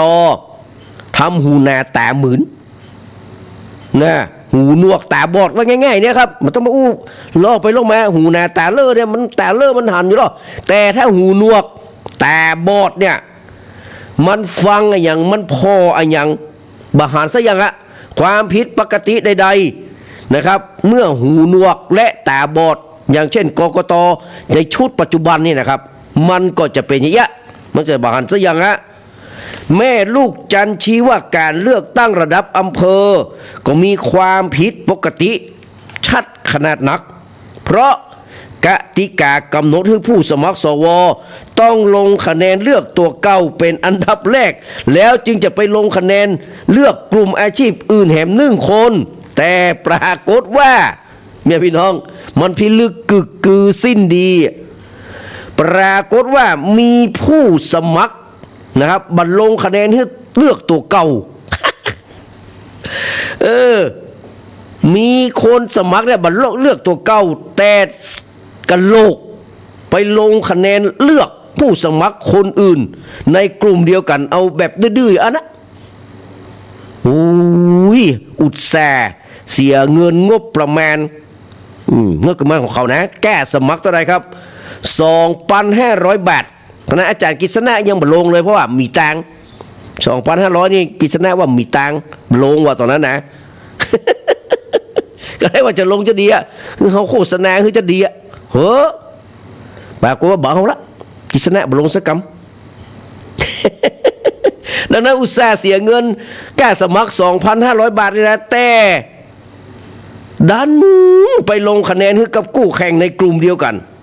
เนี่ยมันแปลกข้อพี่น้องมันแปลกหรือไม่ฉะไหนถึงจะเป็นอย่างอี้โอ้พี่น้องพฤติการจะอี้แสดงว่ามันเป็นมือปืนรับแจ้งนะไอ้รัตนเชษฐาวิหกชำเลืองทั้งหลายเนี่ย ไอ้สวแก้วนกแรทั้งหลายเนี่ยมันเป็นมือปืนรับจ้างพี่น้องรับจ้างลงคะแนนเลือกผู้สมัครคนอื่นตามโพยที่กำหนดไว้ล่วงหน้าแล้วมันจะต้องเป็นไปเช่นนั้นนะเนี่ยมันโจงแจ้งหันกันต้องหันกันแบบแดงแจ๋แต่เหตุไฉนพี่ท่านกกตตีแน่มืนพอบหันสะอันโหเอาหูไปสหรัฐเอาหูไปแคนาดาเอาแต่ไปสหรัฐจะมุดเอาอย่างมันยุ่งดังนั้นการเลือกตั้งในระดับจังหวัดกติกากำหนดให้ผู้สมัครสวต้องลงคะแนนเลือกกันเองในกลุ่มอาชีพเดียวกัน1 คนแล้วก็ไปจับฉลากไขว้ผู้สมัครกลุ่มอาชีพอื่นแหม1 คนแต่ปรากฏว่ามีผู้สมัครมาลงคะแนนเลือกตัวเก่าแต่กันโลกไปลงคะแนนเลือกกู้แข่งในกลุ่มเดียวกันนี่พี่น้องมันหมายควายว่าจะได้ เพราะเลือกตั้งรอบ2มือปืนรับแจ้งจะได้ค่าจ้างเพิ่มเข้าแหม2 เท่าตัวพี่น้องรอบแรกอาจจะได้สัก10,000เนาะหรือว่าตอนใดเขาก็บอกว่าได้แน่นอนครับคนเฮานี่มันจะไปเลือกคนอื่นอย่างมันอยากจะเป็นแต่เนี่ยมันก็ต้องเลือกตัวเก่าไว้กันกะลงสมัครเนี่ยกันโลกไปเลือกคนอื่นไม่จะลงหับป้อมันอย่างอ่ะมันเป็นเลือกคนอื่นเนี่ยมันแปลกนะฮะแต่นั่นก็คือได้ค่าน้ำจิ้มนะต่อไปได้ค่าเนื้อ เอาน้ำจิ้มไป50 บาทก่อนถ้าเอาปุ่นมีเอาเนื้อเนี่ยมันแพงหน่อยก็เอาสัก200 มาถึงการเลือกตั้งระดับประเทศพี่น้องกติกากำหนดให้เลือกผู้สมัครกลุ่มอาชีพเดียวกันบ่เกิน10 บ่เกิน10 คนและลงคะแนนเลือกไขว้แหม5 คนเป็นการสมคบกันหัวเลือกตั้งรอบ3เพื่อให้ได้สวตัวแต้นะ200 คนตามที่ล็อกเบอร์กันไว้นั่นเองหลักฐานจงแจ้งชัดแจ้งแดงแจ๋แบบนี้มันเป็นจะใดกกตยังเป็นจ้าเฉยอยู่เบนกับก้อนหินก้อนดินก้อนบดินกี่ตั้งอยู่หันบัดได้แล้วเขาบยกมาขว้างใส่หัวนี่ก็บุญแล้วนะแม่ลูกจันย้ำว่ากติกาที่กำหนดให้ผู้สมัครต้องลงคะแนนเลือกกันเองโดยธรรมชาติผู้สมัครบิ๊กเนมที่มีชื่อเสียงโด่งดังย่อมได้เปรียบผู้สมัครโนเนมอย่างแน่นอนแต่ มาเชื่อก็ต้องเชื่อพี่น้องบรรดาผู้สมัครบิ๊กเนมทั้งหลายนะบิ๊กเนมใหญ่ๆทั้งหลายนะชื่อเสียงโด่งดังนะครับโดนเตะสกัดหลุดวงโคจรไปกันหมดลึงเอาง่ายๆนะพี่อ้ายสมชายวงศ์สวัสดิ์หรือว่าพระนาท่านสมชายวงศ์สวัสดิ์อดีตนายกรัฐมนตรีเนี่ยพี่น้องโอ้ได้แค่5 คะแนนน่ะบัดติดแม้กระทั่งตัวสำรองโอ้มันเป็นไปได้จะด้วยนะอดีตนายกสมชายได้5 คะแนนน่ะ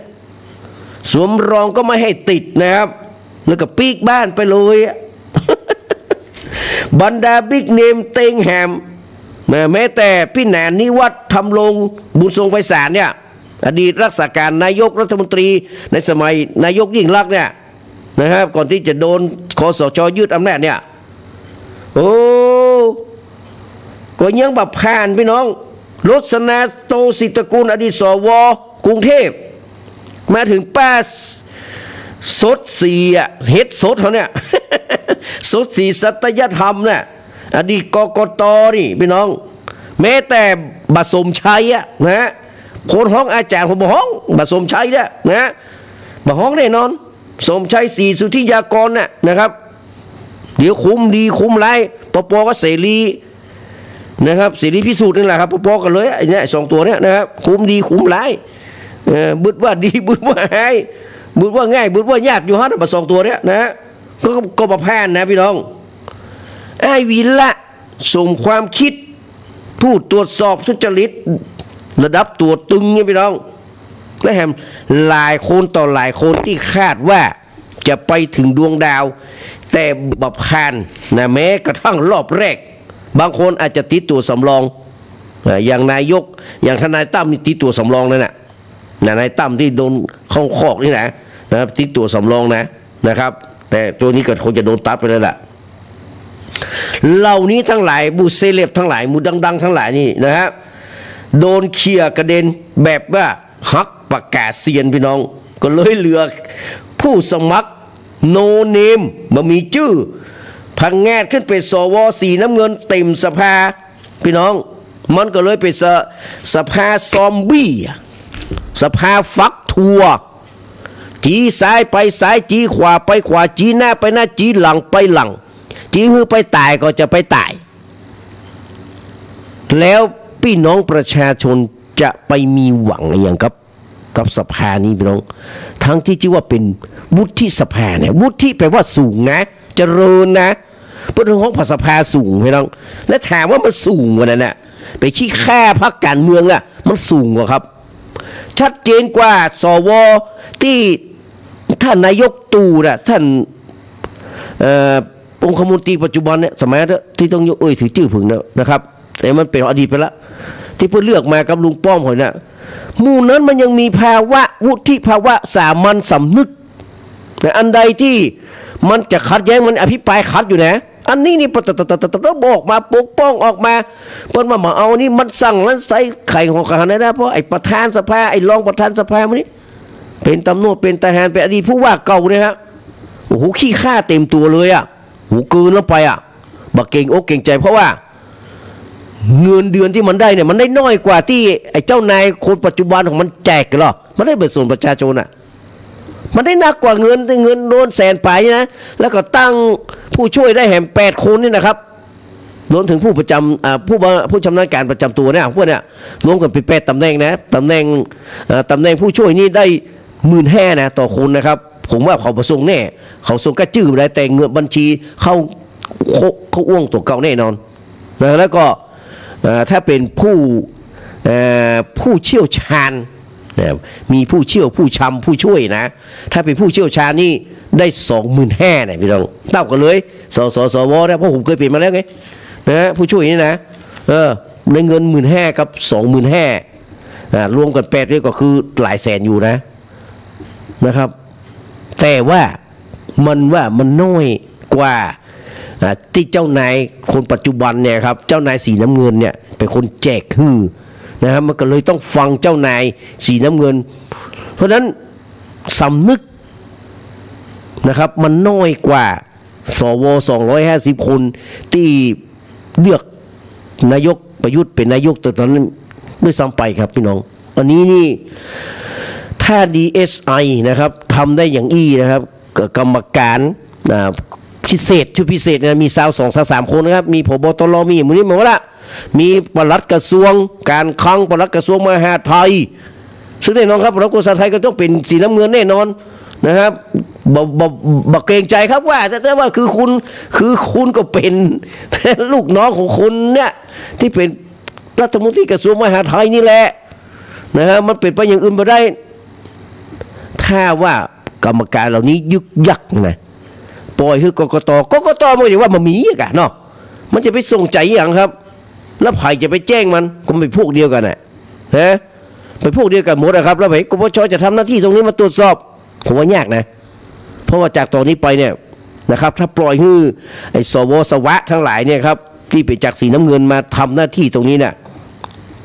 ประเทศชาติล่มจมแน่นอนเพราะกฎหมายสำคัญที่เป็นประโยชน์ของพี่น้องประชาชนมันจะบ่ฮื้อผ่านพี่น้องจะไปจะขวางลำอย่างเดียวแก้ไขรัฐธรรมนูญก็บ่สำเร็จจะอย่างไรสักอย่างอะเพราะมันจะต้องฟังนายมันอย่างเดียวมันก็เลยเกิดมีการนะครับมีการที่จะต้องแอคชั่นในหลายสิ่งหลายอย่างต่อรองกันในหลายสิ่งหลายอย่างนั่นก็เป็นเรื่องของการเมืองนะซึ่งผมเคยสรรเสริญเยินยอครับเรื่องของการเมืองเนี่ยมันเป็นเรื่องของผลประโยชน์ทั้งนั้นมันต้องมาแอ้งไผ่ว่ามันเป็นเทวดาการเมืองมันมีเทวดาทางการเมืองครับมีกับปีศาจหาซาตานทั้งหลายจะชั่วนักชั่วน้อยนะครับว่าการเมืองเนี่ยคนที่มันมีเลยครับเหมือนกับวงการบางวงการเนี่ยมันมีเลยครับจะมีชั่วนักชั่วน้อยกับต่ออันน่ะนักการเมืองที่จะมากึดถึงประโยชน์ของพี่น้องประชาชนเนี่ยมันน้อยผมเกรงใจเพราะว่าไปเลยทุกพรรคการเมืองตัวเองนะครับไม่ใช่เฉพาะพรรคสีน้ำเงินนี่นะคือพรรคอย่างก็มีหมดอะนะครับถ้ามันกึดถึงประชาชนแต่มันต้องเสาะแห่คนที่เก่งแม้เป็นรัฐมนตรีนะฮะอันนี้เอาไผ่บุหุมาเป็นนะยิ่งสวชุดเนี่ยมาใช่ว่าดูถูกดูหมิ่นคนที่เพิ่นจบป .4 มาจบอย่างไม่ใช่นะทุกคนเนี่ยมันนี่แต่มันมาเหมือนกันครับเอาอย่างเอาง่ายๆอย่างเอานักมวยบ่เคยตีมวยสักเตื้อนะไปตีกับนักมวยไปตีสนามที่ลุมพินีมันจะไปสู้ได้อย่างครับมันก็เหมือนไอ้สวเนี่ยครับมันอยู่ก็แจกนะตำงานบ้านงานอย่างเงี้ยแจกน้ำเสิร์ฟน้ำเนี่ยมันจะมาดูถูกนะแต่ลองให้มันไปเข้าไปในสภามันจะเป็นอย่างไรครับก็ยังผมต้องเปรียบว่าเอานักมวยที่บ่เคยตีสักเตื้อโจ๊กโลกครั้งแรกขึ้นไปตีราชดำเนินเลยขึ้นไปตีลุมพินีเลยขึ้นไปตีมวยวันเลยอ่ะตายครับตายกับประเทศชาติก็สิบหายไว้วอดแล้วนะฮะถ้าเจอแค่เนี้ยถ้าบันล้มเหียก่อนนะผมว่าเสร็จแน่นอนนะครับมันจะขวางอยู่ตลอดไปเนี่ยก็มาดูของพรรคเพื่อไทยจะแยกอย่างไรต่อครับถ้าว่ามาสมยอมกันแค่นี้เนี่ยพรรคเพื่อไทยเสร็จนะผมจะบอกเลยว่าพรรคเพื่อไทยจะเสร็จจะหมดอนาคตต่อไปคนจะมาเชื่อถือเพราะว่าจะทำแค่ต่อรองเรื่องประโยชน์ทางการเมืองเต้าอันอันนี้ผมว่าเลยนะว่าอีเลยนะครับมาเกรงใจเลยนะฮะ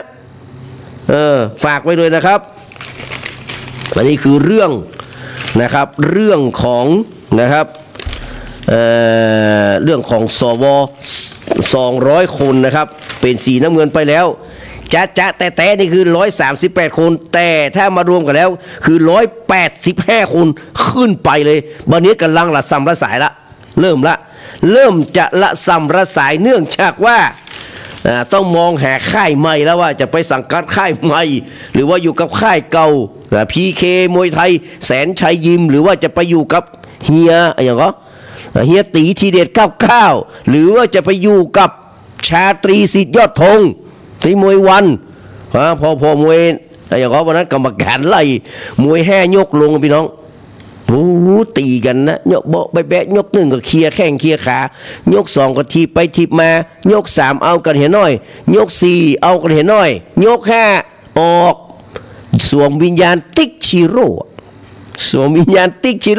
ออกมาเต้นทั้งยกครับโอ้ต้องชื่นชมกรรมการท่านนี้เลยกรรมการเปิ้นบอกว่าคู่นี้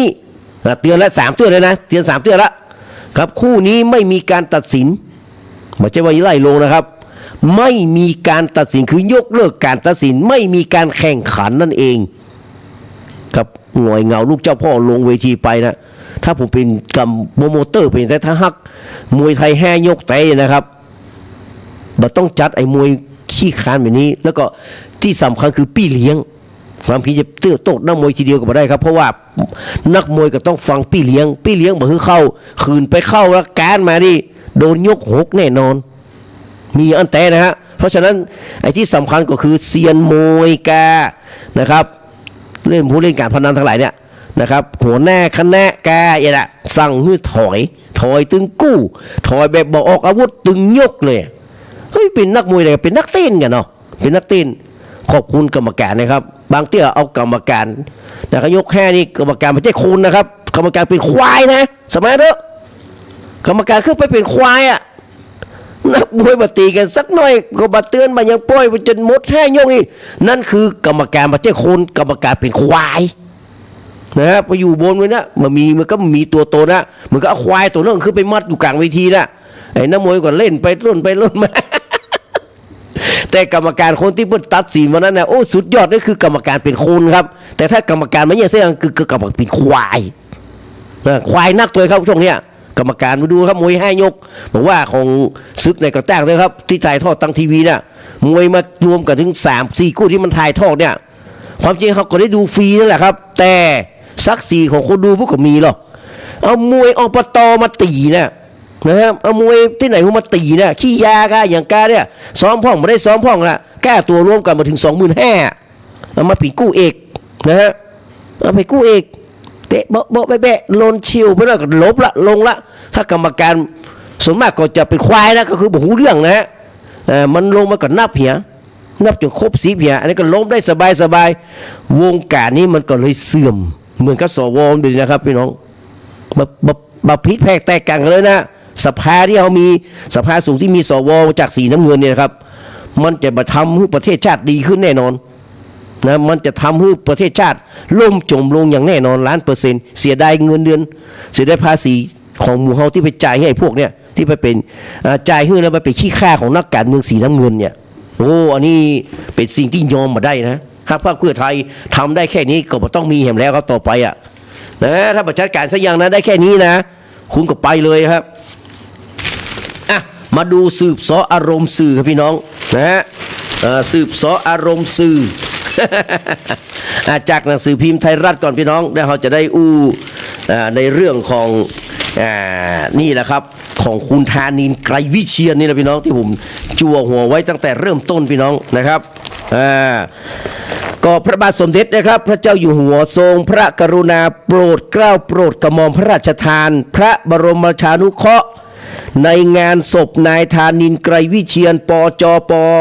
มชนะครับมปชนะอันนี้คือเครื่องราชของเพื่อนนะครับมวมนะครับพปร2นะครับอดีตองคมนตรีและอดีตนายกรัฐมนตรีนะซึ่งเป็นบิดาของคุณนิติกรไกรวิเชียรนะครับณศาลานะครับบรรณรสภาควัดเบญจมบพิตรดุสิตวนารามกับพิธีสวดศพพระอภิธรรมเวลา 18 นาฬิกาถึงวันที่ 3 มีนาคมวันที่ 1 มีนาคมเวลา 16 นาฬิกาและวันที่ 2 มีนาคมเวลา 10 นาฬิกาบำเพ็ญพระราชกุศล7 วันวันที่ 16 เมษายนเวลา 16 นาฬิกาและวันที่ 17 เมษายนเวลา 10.00 น.บำเพ็ญพระราชกุศล50 วันวันที่ 4 มิถุนายนเวลา 16 นาฬิกาและ5 มิถุนายนเวลา 10 นาฬิกาบำเพ็ญพระราชกุศล100 วันจากนั้นไปถึงจะมีการพระราชทานเพลิงนะครับเพราะว่าเป็นข้าราชการชั้นผู้ใหญ่เวลาเพิ่นตายเข้าใจคำว่าอนิจจกรรมหรือว่าอสัญญกรรมนะครับอันนี้น่าจะเป็นสัญญกรรมเนาะเพราะว่าเพิ่นน่าจะเป็นอสัญญกรรมนะครับเพราะเพิ่นตายแบบเท่าอายุ97 ปีพี่น้องโอ้อายุ17 ปีครับเมษายน 2470ก่อนเปลี่ยนแปลงการปกครองหลายเดือนนะมาดูครับภาพจำของรัฐบาลหอยนะพี่น้องที่อู้เรื่องธานินกับอู้เรื่องเนี้ยนะพี่น้องนะครับธานินทร์ไกรวิเชียรนะครับเผด็จการขวาสุดตรงเผด็จการแบบไร้เดียงสานะครับเปรียบเทียบกับเหมือนกับอภิสิทธิ์เวชชาชีวะนี่แหละนะฮะผมว่าเผด็จการสุดตรงชุดสุดท้ายพี่น้องคณะรัฐมนตรีของนายกรัฐมนตรีธานินทร์ไกรวิเชียรนะครับนับเป็นคณะที่39ของประเทศไทยเริ่มบริหารประเทศตั้งแต่วันที่ 8 ตุลาคม 2519 พี่น้องหลังจากที่นะครับเดอะเจ้านะครับพลเรือเอกสงัดชรออยู่นะครับนำกำลังเข้ายึดอำนาจในการปกครองแผ่นดินจากนายกรัฐมนตรีมะเขือเผาฤาษีเลี้ยงลิงนะ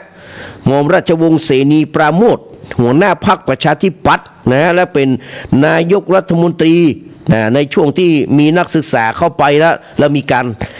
เขาเรียกว่าฮักลังกัน สปะสเปดนะครับคนที่ติดข้อกับสุธรรมแสงปทุมนี่แหละพี่น้องที่อยู่ในทีมงานของรัฐบาลชุดนี้ครับไอ้สุธรรมแสงปทุมเนี่ยหลายคนหลายท่าน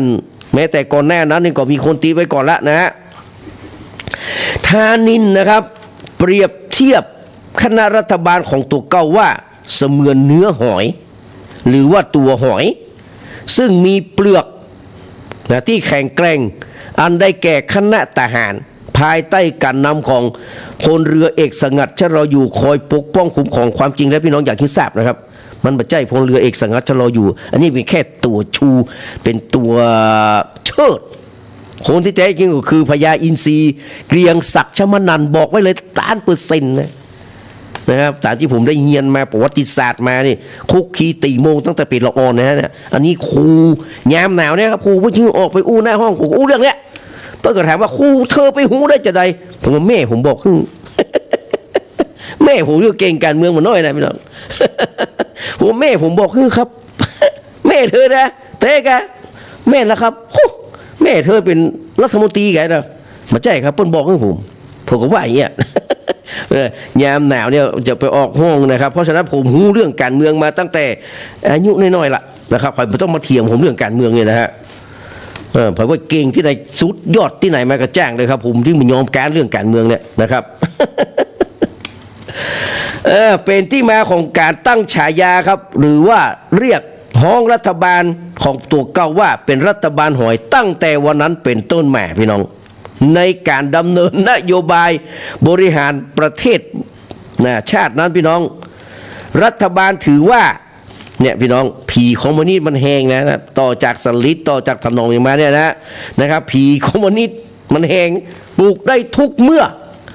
รองไผ่ว่าโดนกล่าวหาว่าคอมมิวนิสต์อย่าจะอยู่ว่ามีความสุขในชีวิตบ่มีครับแอลผมนี่นะครับไอ้ผมนี่นะครับหัวรุนแรงเท่านั้นนะไอ้ผมนี่ต้อกระพอนี่แหละหนีเข้าป่านะกำอึงกระสูงกระสานล่นลัดลงตรงนะตำรวจมานะแต่มาโอ้ยเขาเป็นละออนี้ได้หาได้สัมผัสหมดพี่น้องนะมาอยู่บ้านนอกแต่ๆนะยังมีอยู่อ่ะโอ้เปิ้ลถือว่าการปราบปรามคอมมิวนิสต์เนี่ยครับเป็นนโยบายที่มีความสำคัญนะครับสมัยนั้นนี่เกิน5 คนก็ไม่ได้5 กู้ไม่ได้นะ2 กู้ก็ไม่ได้ละเดือดร้อนละเปิดวิทยุปักกิ่งก็ไม่ได้พี่น้องขนาดนั้นเลยนะก็เนี่ยนะครับผมนี่มันสัมผัสมาหรอนะครับมันจะเป็นละออขี้หมูขี้แมอย่างที่ผมหูเรื่องของเรามันใจนะหูเรื่องมาตั้งแต่3-4 ขวบแล้วเรื่องการเมืองเนี่ยนะครับมันฝังในจิตในใจมาอย่างไรหลายเรื่องหลายราวนะครับติดต่อได้มาจนถึงวันเนี้ยนะเพราะว่าคอมมิวนิสต์เอาไว้บ่ได้เป็นภัยอันตรายต่อประเทศชาติต่อความมั่นคงพี่น้องสูงสุดเลยนะมีการแก้ไขพรบป้องกันการกระทำอันเป็นคอมมิวนิสต์นะครับพ.ศ. 2496และดำเนินการปราบปรามกวาดล้างอย่างเข้มข้นจาตุรนต์สายแฉงกันนะครับหลายคนนะครับเข้าป่ากันนะเนี่ยตัวเนี้ยนะฮะอาจารย์ผมเนี่ยนะครับไผ่ก็รองศาสตราจารย์ศาสตราจารย์ดร.สุชาติที่เพิ่งขอมาเป็นรัฐมนตรีเพิ่งถึงมาเป็นนะฮะอยู่บำรุงเนี่ยมันจะอยู่บำรุงสุขสุรชาติบำรุงสุขเสียเวลาก็ไปเข้าป่าเนี่ยเลยจบจ้าพี่น้องเนี่ยผู้จักดีนะเลยจบจ้าอาจารย์วิวัฒน์เอี่ยมไพวันว่าโอ้ไอชาติมันมองไปเอี่ยวเว้ยมันมองไปอยู่ในป่าผมนี่ก็หัวรู้แรงแต่ผมไม่เข้าไป ผมไม่เข้าไปนะผมอยู่ข้างนอกสู้ว่ะเกือบจะถูกจับหลายครั้งเหมือนกันวิวัฒน์เอี่ยมไพวันผมไม่แน่ใจว่ายังอยู่หรือว่าเป็นอาจารย์นะครับที่เป็นประชาธิปไตยอย่างจ๋าเลยครับเป็นแบบบอกโอ้โหบอกเก่งหน้าอินหน้าโพงเหมือนเป็นว่ากูอย่างสุอย่างเหมือนนะครับคุณวิวัฒน์เอี่ยมไพวันเนี่ย แล้วเพิ่นบอกว่าคนเนี่ยหนีเข้าป่าหลายคนหลายเตือกนะครับต่อสู้กันยิบปืนเข้ามาสู้กันนะอย่างรุนแรงเลยตอนนั้นนะครับจนมีรัฐบาลหอยเนี่ยที่รัฐบาลเปลือกหอยเนี่ยมาพูดว่าโอ้ขืนฮือนายธานินเนี่ยไกรวิเชียรเนี่ยดำรงตำแหน่งนายกรัฐมนตรีอยู่ไปเนี่ยคอกบะมีขังเข้าจะบะมีเลี้ยงนักโทษเพราะมันนัก ขนาดนะครับไผ่มีความคิดเห็นต่างในฐานนี้จับเข้าคอกหมดอะยับเข้าคอกหมดนี่แหละครับเปิ้นว่าอาศัยว่าทหารเป็นแบ็คเปิ้นอะเมื่อก็ตั้งหน้าตั้งตาทำนะถามว่าทำในส่วนตัวผมว่าผมเลยรู้สึกเฉยๆคนตายเขาก็บอกเขาจะดีว่าเปิ้นนะเพราะลูกเท่าเขาปั้นไปก็ปัจจุบันก็ปีคนที่มีหน้ามีตาในสังคมนะครับครูบาลูกศิษย์ลูกหาพวกก็มีเยอะแต่ในส่วนตัวของผมนี่ที่เป็นนักประชาธิปไตยเนี่ยนะครับผมยอมรับ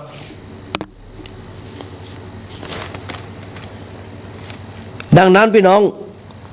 นอกจากนั้นนะครับพี่น้องยังมีคำสั่งคณะปฏิรูปการปกครองแผ่นดิน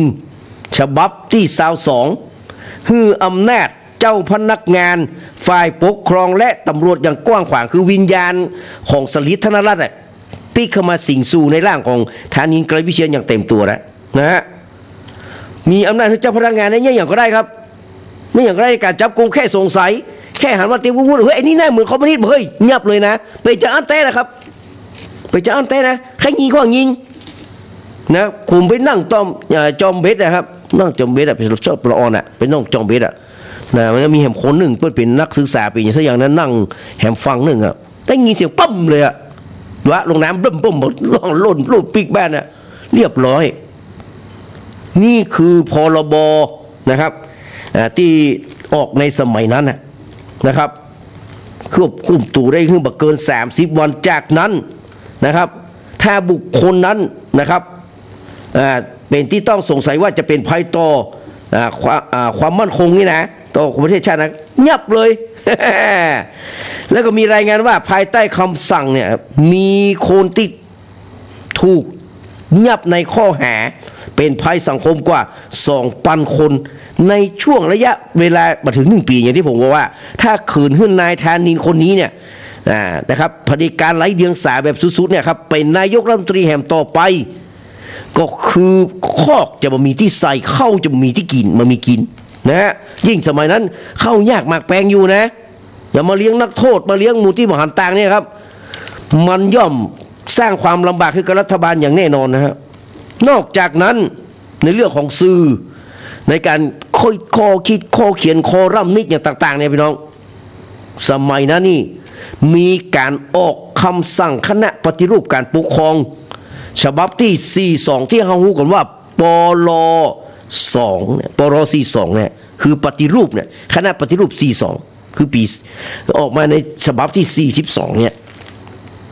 จำกัดสิทธิเสรีภาพควบคุมเสรีภาพของหนังสือพิมพ์นะครับสิ่งตีพิมพ์ต่างๆนี่เนี่ยทำหน้าที่อ่านและตรวจสอบการเสนอข่าวอย่างละเอียดซึ่งก็ปรากฏว่ากรรมการชุดนี้ได้เสนอให้เจ้าพนักงานนะครับการพิมพ์เนี่ยสั่งปิดหนังสือพิมพ์ไปถึง22 เตื้อมันก็หามาปลดล็อกนี่มากี่ปีเนี่ยพี่น้องประมาณสัก30 ปีได้กันเนี่ยประมาณนั้นนะปล42เนี่ยในยุคในช่วงนี้ยังมีอยู่นะครับแม้นโยบายเศรษฐกิจหรือการพัฒนาประเทศโดยทั่วไปจะอยู่ในเกณฑ์ที่ดีพอสมควรแต่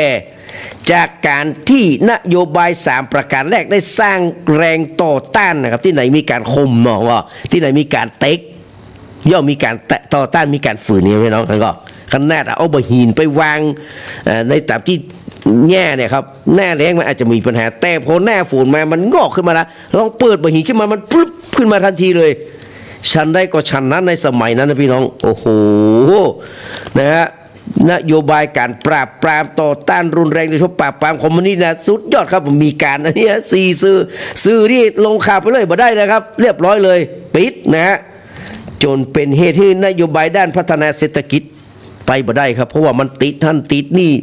มันผสมเหตุสมผลมันจงกับความจริงเนี่ยนะฮะจะยิ่งอย่างก็บ่ได้เพราะว่ามันติดครับจะไปขายขายนี่ก็บ่ได้โอ้ที่สำคัญนโยบายต่อต้านคอมมิวนิสต์ทำให้รัฐบาลจะต้องประกาศตัดความสัมพันธ์กับประเทศเพื่อนบ้านหลายประเทศนะครับบอกว่าเขมรกัมพูชาเนี่ยเวียดนามอย่างต่างๆที่เป็นที่เพื่อนเป็นในอินโดจีนที่มันเป็นโดมิโนที่เพื่อนไปเป็นคอมมิวนิสต์เนี่ยตัดขาดไปหมดว่ามันไม่ใช่เหมือนกันเนี่ยนี่คือนโยบายแบบสุดตรงและไร้เดียงสาของนายธานินทร์ไกรวิเชียรเนี่ยพี่น้อง นะครับเศรษฐกิจก็ซึบสุดลงขนาดนักนะฮะที่ชายแดนก็ไปเนี่ยแก้ขายก็บ่ได้ละเพราะบอกไว้วางใจนะครับต่อแม่นะครับอยู่ได้บ่เมินอย่างผมว่าเนี่ยนะครับพระเอกตัวจริงที่อยู่เบื้องหลังทั้งหมดทั้งมวลนะครับคือพญาอินทรีไปน้องถูกลองดีเนาะลองดีจากคนที่ชื่อนะครับฉลาดหิรัญญศิริลูกพี่ของเสนานี่แหละนะลูกพี่ของเสนานี่นะว่าตอนนั้นนี่นะเป็นพลเอกเนาะฉลาดเป็นรองผู้บัญชาการทหารบกนะไปพิษกันนะครับไปเกิดการปฏิวัติการกบฏเนาะจะก่อการรัฐประหารนะพี่น้องนะครับไปเมาเถียงกันว่าหลังจากนี้ไปเนี่ยนะครับถ้าเรายึดอำนาจได้เนี่ยเราจะเอาไผ่ไปเป็นนายกพี่น้องคนหนึ่งว่าเอาประภาสโอยชัยคนหนึ่งว่าเอาคนอื่นนะครับเถียงกันไปเถียงกันมาครับถึงกับพลตรีอรุณสวัสดิ์ศิลป์เนี่ยนะครับฉลาดมิ่งพี่น้องกำปืนหวดอรุณสวัสดิ์ศิลป์ตายคำตีเลยถูกประหารชีวิตมีรายเดียวนะพี่น้องเนี่ยมีรายเดียวเนี่ยที่ถูกประหารชีวิตในเรื่องการทำก่อการกบฏนะคนอื่นนี่เป็นอภัยกันว่าแต่ว่าอันนี้มันเป็นการเมืองไงพี่น้องแล้วก็ไปทำกับบุคคลที่สำคัญนะครับถ้าอยากจะรู้มาถามรอบนอกรอบนะครับ เพราะอย่างนี้นะเดี๋ยวก็มาถามรอบนอกรอบนะฉลาดหิรัญศิรินะครับจะเนี่ยแต่ว่าก็บ่สำเร็จเพราะว่าเมาพิษเถียงกันนะครับดังนั้นก็แสดงว่าถึงแม้จะบ่สำเร็จแต่ได้หันรอยปริความแตกแล้วในกองทัพเนี่ยเกิดขึ้นแล้วพี่น้องความจริงแล้วฉลาดหิรัญศิรินี่เป็นคนของพรรคชาติไทยในสมัยนั้นนะฮะต้องบอกตรงๆเนี่ยในสมัยพลตรีประมาณอดิเรกสารพี่น้องเป็นหัวหน้าพรรคในสมัยนั้นนะปัญหานี่กำลังจะเกิดใหม่ๆอยู่นะฮะมันยังบัดดงบางรังสักเท่าไหร่เนี่ยแต่ประมาณเนี่ยพลตรีประมาณอดิเรกสารนี่ครับเป็นหัวหน้าพรรคชาติไทยในตอนนั้นเชียร์ฉลาดนะครับก็พอดีฉลาดมันยังอีปุ๊บนี่ก็ลืมนะครับกลัวเหมือนกันนะฮะแม้ว่าจะประสบเร็จอย่างที่ผมว่าแต่กองทัพก็ได้เกิดรอยร้าวเกิดขึ้นละพี่น้องความแตกแยกนะครับมีความเห็นเป็นสองพรรคสองฝ่ายเลยนะฮะดังนั้นในยุคของนายธานินนะครับการบริหารราชการแผ่นดินก็เต็มไปด้วยความสับสนวุ่นวายข้าราชการชั้นผู้ใหญ่หลายรายครับถูกย้ายถูกปลดและตั้งข้อหานะครับสมัยนั้นพี่น้องเจอกันว่าอานันต์ปัญญรชุนเนี่ยครับเป็นปลัดกระทรวงการต่างประเทศนะอดีตนายกที่สมัยรสช.นะไม่ก็รสช.เนาะที่สมัยของรสช.นะครับสมัยข้าพยุนะสมัยสมพงษ์นะครับอานันต์นี่เป็นปลัดกระทรวงการต่างประเทศอยู่นะครับโดนข้อหาบอกไว้วางใจว่าคุณนี่ชอบนิยมคอมมิวนิสต์มาลามมาถึงปลัดกระทรวงการคลังดร.อำนวยวีระวรรณแม้แต่ยุคของพลจัตวาชาติชายชุนหวรนี่ก็โดนล้างบางมานะในช่วงนั้นนะพี่น้องเพราะว่าความคิดมูนี้เป็นความคิดของคนก้าวหน้านะแต่มาถูกสตาร์รัฐบาลเผด็จการในที่สุดอย่างที่ผมว่านะความอดทนมาถึงขีดจำกัดนะรัฐบาลเปลือกหอยมาสารตะดูแล้วว่าคืนคุ้มครองหอยอย่างฐานนี้ต่อไปเนี่ยพี่น้องบ่ไหวแน่ๆคอกบ่มีขังเศรษฐกิจเข้าป่าอาหารจะบ่มีกินนะครับดังนั้นก็เลยถึงเวลาแล้วที่ตัวเก่าจะขึ้นมาเป็นนายกรัฐมนตรีเสียเองได้ฉายาว่าพญาอินทรีก่อนจะเกิดเตมีใบเปรมจินสุราโนนะพี่น้องเพื่อถึงมี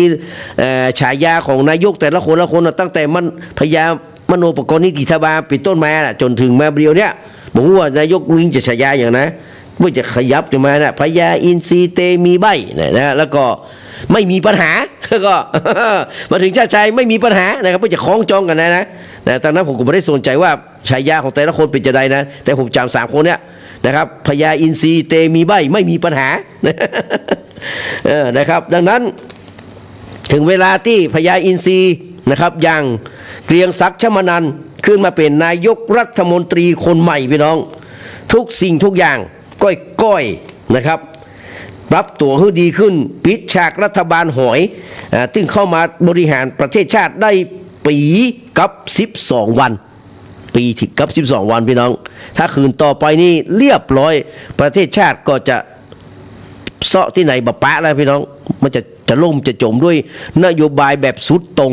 แต่ไร้เดียงสาอย่างนโยบายของนายธานินทร์ไกรวิเชียรเนี่ยพี่น้องจนกระทั่งมาถึงในยุคเนี่ยพี่น้องยุคของพลเอกเกรียงศักดิ์ก็มีการนะ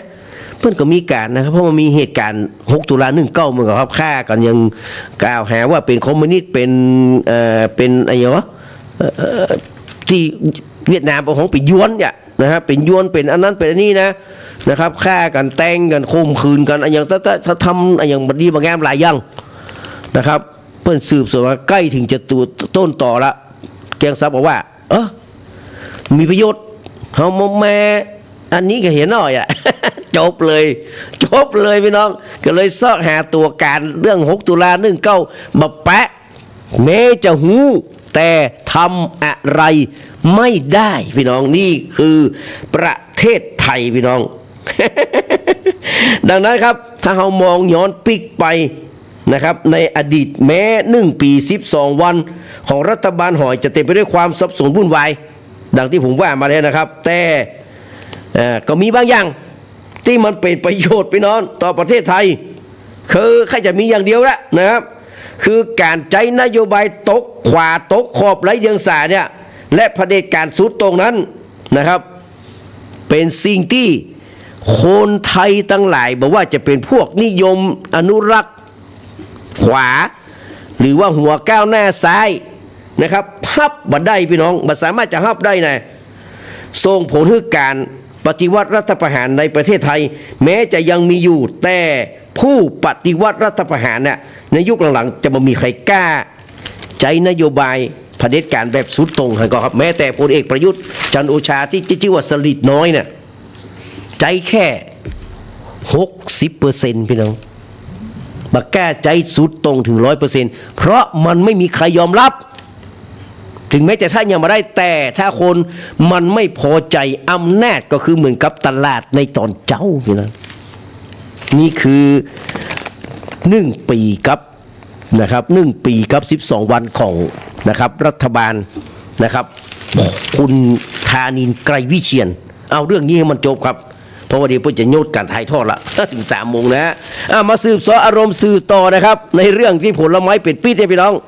นะครับผลไม้เป็นพิษนะครับก่อนนิทานว่าด้วยการปลูกต้นไม้ที่มันเป็นพิษครับก็ดูทรงแล้วว่าข้าวไม่ป่ามันนะครับกู้ก็ไม่ป่ามันระวังเพื่อไทยครับภูมิใจไทยนะครับอยู่กันมาถึง2 ปีนะครับดูเลยมันจะไปบักขยืดละหม้อเข้ายังบัดตันดำนะครับพรรคเพื่อไทยแกนนำรัฐบาลกับพรรคภูมิใจไทยพรรคร่วมเริ่มที่แสดงให้หันรอยร้าวที่มันกว้างที่มันลึกเข้าไปทุกทีเทียบกับคู่รักสมัยนี้ก็ถึงว่าทัศนคติไม่ตรงกันทำให้การขับเคลื่อนนโยบายรัฐบาลบ่ค่อยจะราบรื่นอากาศมันสะดุดออกมาตั้งแต่ไหนแต่ไรแล้วนะยายสตุน อากาศเครื่องสะดุดมาตั้งแต่นโยบายเรือธงนะครับแจกเงิน10,000ผ่านดิจิตอลวอลเล็ตครับที่จะต้องแปลงร่างมาเป็นการแจกเงินสด10,000แยกเป็น3-4 เฟสก็เพราะไอ้นี่แหละครับไอ้การคัดแย้งกันนี่แหละครับความบัดลงรอยกันนี่นะครับโดยเฉพาะพรรคภูมิใจขวางนี่แหละเป็นต้นเหตุเลยแล้วพี่น้องมันต้องไปโต้ไผ่โต้ไอ้พรรคสีน้ำเงินนี่แหละนะแม้แต่การแก้ไขรัฐธรรมนูญมันก็ขวางแบบสุดลำการผลักดันกฎหมายเอนเตอร์เทนเมนต์คอมเพล็กซ์และแหมหลายเรื่องหลายแล้วครับมันเอาตลอดเวลานะมันจะยากที่จะสุดถึงความอดทนนะพี่น้องและลุกลามมาจนถึงเรื่องราวส่วนตัวนะปมสนามกอล์ฟอันพายที่ดินเขากระดงรุกที่สปก.ปากช่องเขาใหญ่ล่าสุดประเด็นร้อนๆครับการพิจารณายกคดีหัวเลือกสว2567นะครับขึ้นเป็นคดีพิเศษโจนวันก่อนพี่น้องมีมือมืดไม่ประสงค์ออกนาม ได้ปูดข่าวความจริงเรื่องนี้มันมีนะครับที่ปูดข่าวว่า2บิ๊กเนมเนี่ยนัดแปะกันนะคือระหว่างนายใหญ่กับนายเนวินเนี่ยอาจารย์ใหญ่กับนายใหญ่นะนายใหญ่กับอาจารย์ใหญ่ก็แล้วกันเนาะที่โรงแรมพูแมนคิงพาวเวอร์เนี่ยที่รางน้ำเนี่ยนะครับ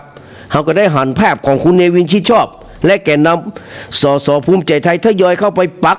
นะครับรอนะไปปักหลักรออยู่ที่หั่นนะครับเพื่อที่จะเคลียร์ปัญหาความบดลงรอยในกรณีแต่แล้วจนรอดก็บปรากฏไก่ของนะครับของพ่อใหญ่เนาะของอาจารย์ของพ่อใหญ่นะ นายใหญ่การเคลียร์ใจก็เลยมาเป็นท่าล่มไปในที่สุดเพราะข่าวลูดที่ตั้งใจปล่อยของไผ่บางคนนะครับผ่านเอาทำวงที่จะมากินข้าวแรงกันนะพี่น้องว่าวงดินเนอร์เนี่ยของพรรคร่วมรัฐบาลที่อนุชินชาญวีรกูลหัวหน้าพรรคภูมิใจไทยเป็นเจ้าภาพก็เลยกล่อยไปถนัดใจพี่น้องดังนั้นนะครับมาจนถึงนะครับเรื่องเขาเรียกว่าคณะกรรมการคดีพิเศษนะครับของ DSI เนี่ยว่าจะรับเลือกคดีหัวสวเนี่ยเป็นคดีพิเศษก็แต่บอกว่าผลจะออกมาจะใดครับรับหรือว่าวาระดังกล่าวจะเลื่อนออกไปความจริงแล้วเรื่องนี้มันไม่ได้จบแล้วนายเหมือนกับที่นายเนวินเคยว่านะครับมันยังไม่จบง่ายๆ ก่อนจะถึงวันประชุมมีกระแสข่าวเล็ดออกมาว่ามีความพยายามล็อบบี้จากบิ๊กเนมบะฮื้อกรรมการนะครับมีมติรับคดีเป็นคดีพิเศษเปิดชื่อคณะกรรมการพิเศษก็คือมี2คนพี่น้องมีภูมิธรรมเป็นประธานครับมีทวีเป็นรองประธานกรรมการด้วยตำแหน่งก็คือพงศ์สวัสดีและโยธินปลัดยุติธรรมละวรนหรือว่านาริอติภักดิ์แสงสนิทลูกของวิโรธแสงสนิทเนี่ยพี่น้องนี่ก็อยู่ในรสชในสมัยนั้นนะครับท่านพลเอกวิโรธเนี่ยนะฮะเป็นพ่อของละวรนเนี่ยนะฮะรัฐกระทรวงการคลังเนี่ยนะครับอันสิทธิ์สัมพันธรัฐอันนี้แน่นอนครับปลัดกระทรวงมหาดไทยอยู่7-8 ปีนะฮะวุฒิไกรลีวิรพันธ์ปลัดกระทรวงพาณิชย์ภัยรัตน์นะครับพรสมบูรณ์ศิริอัยการสูงสุดกิติรัตน์พันเพชรพบตรปกรณ์นินประพันธ์เลขากฤษฎีกาพลเอกพิสิทธิ์นพเมืองนะครับเจ้ากรมพระธรรมนูญเศรษฐพุทธสุทธิวาฒนะนฤพุทธนะครับผู้ว่าการแบงก์ชาติที่มีปัญหาตลอดกับรัฐบาลชุดนี้พี่น้องมันตื้อบลดกนงบลดดอกเบี้ยครับหมดสภาพเลยนะวิเชียรชุบไทยส่งนายกสภาทนายความมีกรรมการผู้ทรงคุณวุฒิก็คือเพชรชินบุตรด้านเศรษฐศาสตร์นปกรณ์ธนสุวรรณเกษมด้านการเงินการธนาคารดวงตาตันโชเทคโนโลยีสารสนเทศชาติพงศ์นะครับจิรพันธ์ด้านกฎหมายนรินทร์พงศ์จีนาภักดิ์ด้านกฎหมายนะครับทัชมัยนะครับเลิกสัสุดด้านกฎหมายและก็พลตำรวจเอกสุทินทรัพย์พ่วงด้านการสอบสวนคดีอาญาพลตำรวจสำราญนวลมาด้านการป้องกันและปราบปรามการฟอกเงินพลตำรวจเอกมนูเมฆหมอกในด้านการปราบปรามผู้มีอิทธิพลและพลตำรวจพันตำรวจตรียุทธนาแพรดำอธิบดี DSI เป็นกรรมการและเลขานุการเนี่ยเราไปดูว่าไผ่เป็นโคนของไผ่พอรายชื่อของหัว กรรมการ22 คนมีขาดประชุม3 คนนะอยู่เป็นนะครับแต่ถ้าเป็นผมจะปลดนะถ้าเป็นผมปลดได้นะครับพลตำรวจเอกกิติรัตน์นะครับพบตรนะพลตำรวจเอกสุทินและพลตำรวจเอกสำราญ4 กาการล้วนๆรู้รบปินปีกแต่จะโดนเตะปีกอย่างแน่นอนนะใครจะปลดก็ปลดไปเป็นว่าแต่เรื่องนี้คงนะครับบ่ต้องมาถึง DSI ถ้าองค์กรต้นทางอย่างกกต.ที่ถืออำนาจเต็มตามรัฐธรรมนูญจะกระตือรือร้นเอาเป็นว่าตรวจสอบหลังมีผู้ร้องเรียนอันนี้8 เดือนแล้วครับดร.ป๋อมหรือว่าศาสตราจารย์ดร.คุณหมอคุณแมวอย่างนั้นนะครับยังหายแสบหายซอยว่าได้สักอย่างไม่รู้นะผ่านมา8 เดือนปีเกินปีไปแล้วยังเงียบนะเบิ่มเป่าสากเลยเนาะ ดังนั้นนะครับเสรีสุวรรณพานนท์อดีตสวยังต้องออกมาเตือนว่าประชาชนพี่น้องชาวไทยเนี่ยตึงประเทศสื่อมวลชนเปิ้นหูดีมีการบล็อกโหวตลงคะแนนเป็นชุดๆมีพฤติการอื่นที่ชัดเจนจนถูกฮ้องว่าเป็นสวสีน้ำเงินฟันแห่ใหญ่มันอยู่ที่กกตนะไม่ใช่กินกับตู้อย่างพี่นาน7 สีนะกกตคือคณะกรรมการการเลือกตั้งนะมันบัดทำหน้าที่รับรองผลเลือกไปแล้วนะครับแต่บัดตรวจสอบการร้องเรียนบัดทำให้กระจ่างเรื่องมันก็เลยยุ่งนะยิ่งผ่านไปเมื่อเนี่ยกกตจะมีความผิดชัดเจนมัดตัวนักขึ้นกระบวนการเลือกตั้งต้องให้ความเป็นธรรมสร้างความถูกต้องแต่กกตบัดทำให้เป็นบรรทัดฐานพี่น้องจะมาแอ้งว่าจะกระทรวงเกษียณนี่ผมหมอนตัวนะฮะเกษียณกับเรื่องของคุณแต่สามารถย้อนไปหลังได้ฮะย้อนหลังได้เลยนะครับผู้จะนี่คดีที่ไหนนะคดีนี้มันมีที่สิ้นสุดมันจะหมดอายุความแล้วนะปัญหาอยู่ที่คนอยากเป็นกกตแต่กันโลกพี่น้อง กันโลกแหกเลือดเงินเดือนแล้วแต่บัดทำหน้าที่ไปมาพี่น้องดูแล้วกกตจะเป็นคนที่ติดคอกเหียเองเนี่ยจบเฮเอวังส่วนสวสีน้ำเงินพี่น้องมันบัดใจเป้านิ่งนะพี่น้องโอ้มันงัดอำนาจของสภาสูงเอาคืนทุกทางเลยตั้งกระทู้เรียกรัฐมนตรียุติธรรมมาชี้แจงคู่เปิดอภิปรายและรัฐมนตรีที่เกี่ยวข้องด้วยนะโดยบทลงมตินะนักสุดก็คือล่ารายชื่อทอดถอนจากตำแหน่งความจริงเรื่องนี้ถ้าคุณบริสุทธิ์พุทธพองแต่ควรปล่อยให้มีการตรวจสอบเพื่อหายคาใจเพราะความจริงมันมีแค่เพียงหนึ่งเดียวดูตามเอกสารตรวจสอบเบื้องต้นของ DSI แล้วพี่น้องร่ายยาวละเอียดยิบขบวนการหัวขณะที่กลุ่มสวสีน้ำเงินก็ยืนยันว่าถูกต้องงานนี้นะมันมามีภัยครับต้องมีภัยคนใดคนหนึ่งละที่จะต้องวอกนะคือมันชุนี่แหละทั้งหมดล้วนเกิดจากการต้นไม้พิษที่ร่างกติกาแบบพิสดารพันลึกของทีมไม่ใช่ซื้อแปรไปน้องซื้อแปรเพื่อเหมือนย่างอีเนอะซื้อแปรที่คณะอาจารย์จะต้องห้องซื้อแปรเนี่ยเพื่อเหมือนย่างอีนะอันนี้มันมาใจครับปีศาจที่ชื่อว่ามีชัยลึชุพันพี่น้องกลายเป็นปัญหาแบบลิงแก้แห่เร่งแก้เร่งยุ่งพี่น้องโอ้อันเนี้ยเป็นปัญหาที่ทำให้ประเทศชาติเราจมปักอยู่กับที่ติดลมถอนขึ้นมาได้แม้จนถึงบัดเดียวนี่พี่น้องนี่ผมว่าจะได้พี่น้องมีคาถาดีๆตู้ใส่แต่เอานะ ฟังเพลงต่อเนอะเพลงที่พี่อยู่ก่อนเนาะพี่อยู่ขอมาครับมีลูกสาวผู้การนะครับนางกวกมหาเสน่ห์แล้วก็นางฟ้ายังอายนะครับเชิญรับฟังครับ